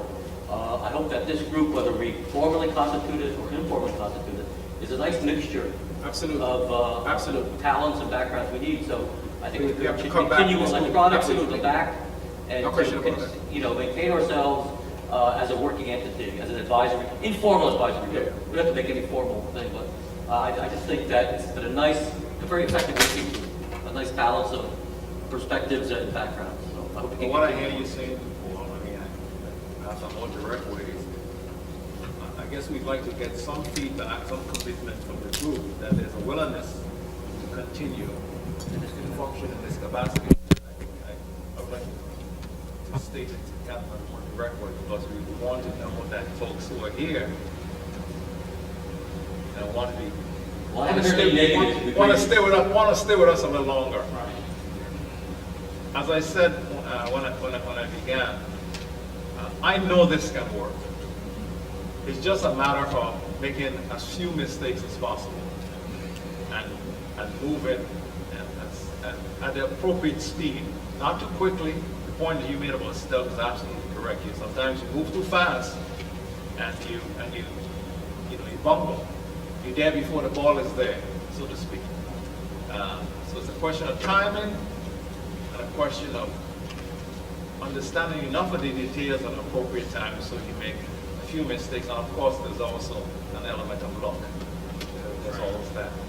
And I think in today's new economy, the ability to make adjustments and adapt is critical. I think Bill was talking the other day in the VC community when they talk about jockeys. In this case, this team here, the jockeys, and you have to be able to see obstacles that are going to come up that we haven't envisioned, even though this is taking care of, say, 80% of them. Invariably, there'll be 20% that we didn't see, and it'll be our ability to adapt to those changes that will ultimately determine how successful we are. So, well, thank you very much for this assistance in this process, and I'll take a seat. Yeah, I'd like to say that as somebody who's done a lot of evaluation of faculty and teaching and instruction, I would certainly recommend Steve for tenure based on that. He did an excellent job, and I'm very impressed. At this point, Malcolm, would you like to conclude the formal session, and then we'll adjourn for lunch? I think we're pretty much exhausted. Dr. Ken might want to say a few words, obviously. Yes. There was some mention by Steve of champions, and whenever I'm involved in anything, one of the first things that I do is that I look around for champions. People who will give credibility to whatever it is I'm involved with. And I think that the individuals that we worked with initially when you did this, were the champions within the university. And we selected members of our cabinet as our first set of champions, including Dr. Leary, of course. In putting together this conference, we said, well, we need another group of champions to work with our RGI group to help us to crystallize this entire concept and make it much more tangible. And I think that I want you to know that we regard you very much as champions, all of you, in helping us take this vision and bring it just a little closer to reality. We know we are yet a very long way away, but we are a lot further today along than we were yesterday morning when we started. And we owe you a great debt of gratitude for your contributions, the time that you've invested here. I know you're all very expensive people, and the fact that you committed 1.5 days to assisting us with this venture is not only a humanitarian gesture, it is highly commendable, and certainly a testimony of your commitment to the University of the Virgin Islands specifically, and to the development of the United States Virgin Islands in general. For me, it has been a productive time. And it's really a whole series of accidental contacts, that led to you being invited to this seminar. I met Scott Ellington some time back. I think actually, if I remember correctly, I suggested to someone, well, why don't we begin to do a little search on research parks? And we went through a list of names, and we came up on Florida Land Research by a number of other parks, and we said, let's call. I think Scott was the first person that I called. And he said, yes, great, we'd like to have you up. And I went to visit Scott. And then Denise, of course, is my assistant, and I said, well, Denise, we've been working on this project, and we know that her husband has been involved in high-tech work in terms of being an owner of Cellular One, And he said, well, you know, well, we have a friend, and his name is Steve Rolick, and you know, he works with ATN and stuff and so on. And then then I got a call from Fran, and she said, well, you know, Bill O'Connor is the, work with a firm that is the bond counsel to the local government, and we think we need to sort of bring him in and stuff. And just through a whole series of kind, we began to identify the resources that we finally brought together here. And we are, as I said, we're grateful for your contribution and your assistance, and I want to thank you very much. I'm sure Dr. Ken would like to say a few words. Dr. Ken?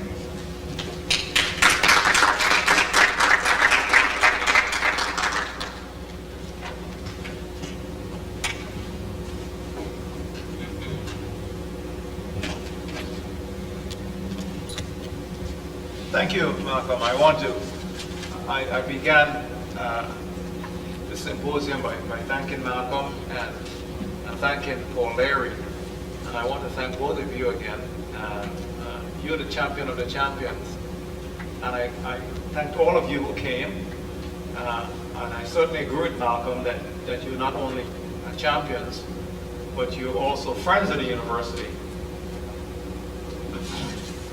My people in the institutional advancement like to remind me, so Dr. Ken, it's not just fundraising that makes a difference. More importantly, it's friend-raising, you know, and sometimes we have these activities and the question is, this is a fundraising? And so no, this is a friend-raising activity.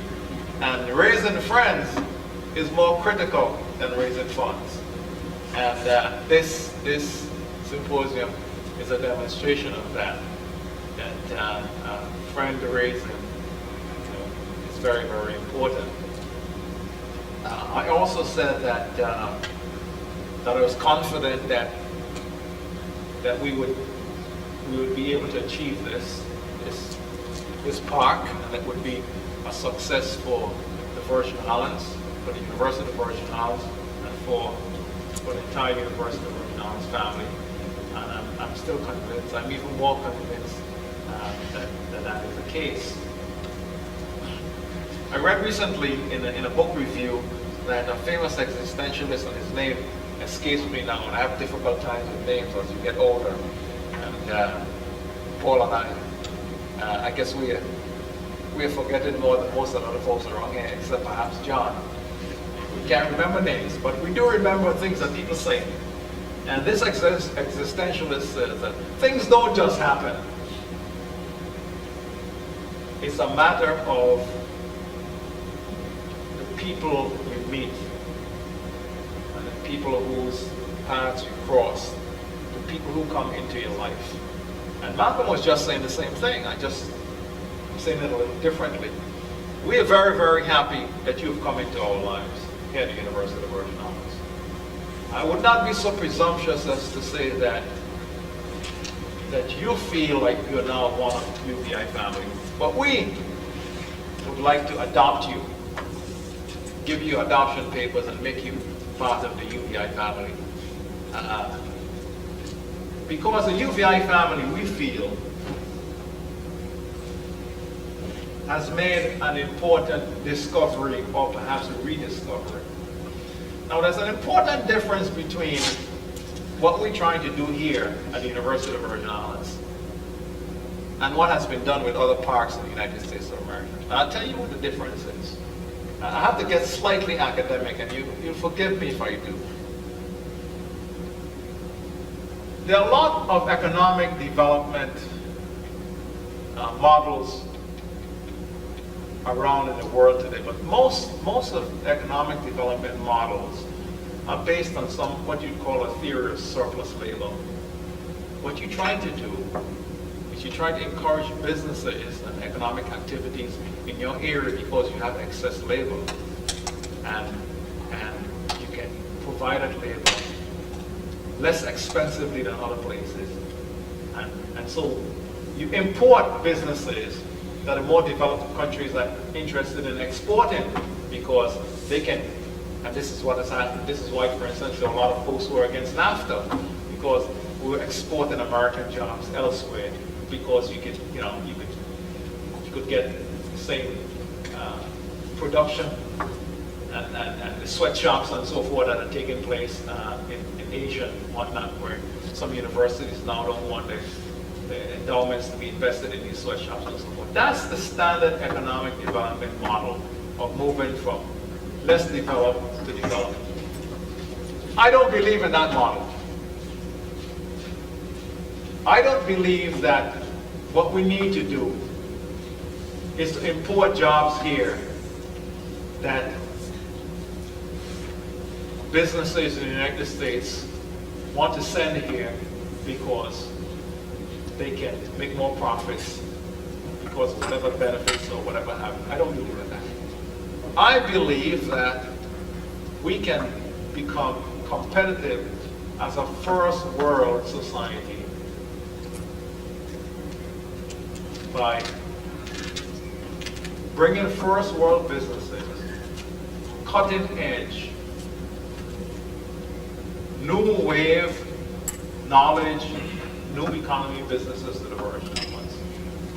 And that we at the University of the Virgin Islands have the intellectual firepower to make those businesses work here. And intellectual firepower manifests itself in a lot of different ways, but I saw intellectual firepower here in the last 2 days. I saw the intellectual firepower in terms of what we just saw on the wall there. We have the intellectual firepower to put together a world-class research, technology, and incubator park here that will serve as the genesis for a transformation of the Virgin Islands economy, so that St. Croix will not be the kind of destination it is today. Its economy can be revitalized, and the rest of the Caribbean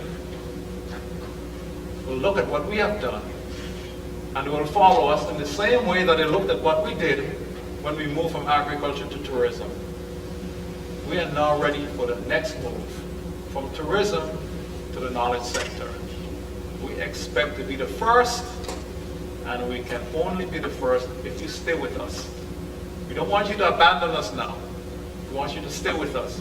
We want you to be part of the pathfinders. We want 20, 30 years in the future, when people talk about the Caribbean now being a vital place where the knowledge sector has taken root, you can say, we were there at the beginning. We were there at the genesis. We were part of that. So we're going to stumble a little. We want you to help us not to stumble too much. We want you to help us, as I said before, to exercise the devils in the detail. Because I know this. As president of the university, trust me, I know the devil is in the details. I want to thank you all. Again, I want to special thanks to Malcolm and to Paul, and we're going to stay the course.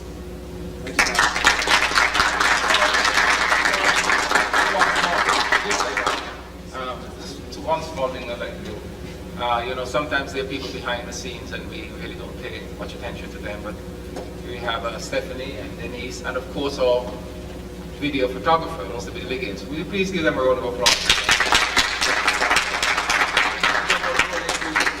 Mr. Billy Liggins, supervisor. And of course the man of the hour who has been, we just give Dr. We go back Paul a long Leary, way.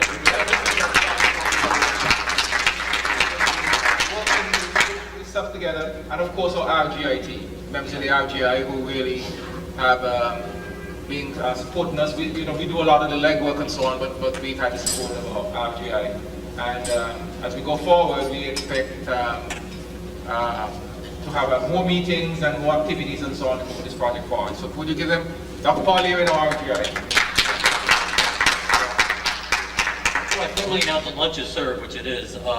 I do want to emphasize that you're involved in this project is not necessarily all work and no play. We had a wonderful dinner last night, 6 or 7 of us at Alexander's, and it was a great kind of coming together of people. And I think that the human contacts and exchanges that can come out of a working together type of atmosphere like this are very, very, very good for our own individual qualities of life. I know I've been enjoying it very much. So luncheon is served upstairs.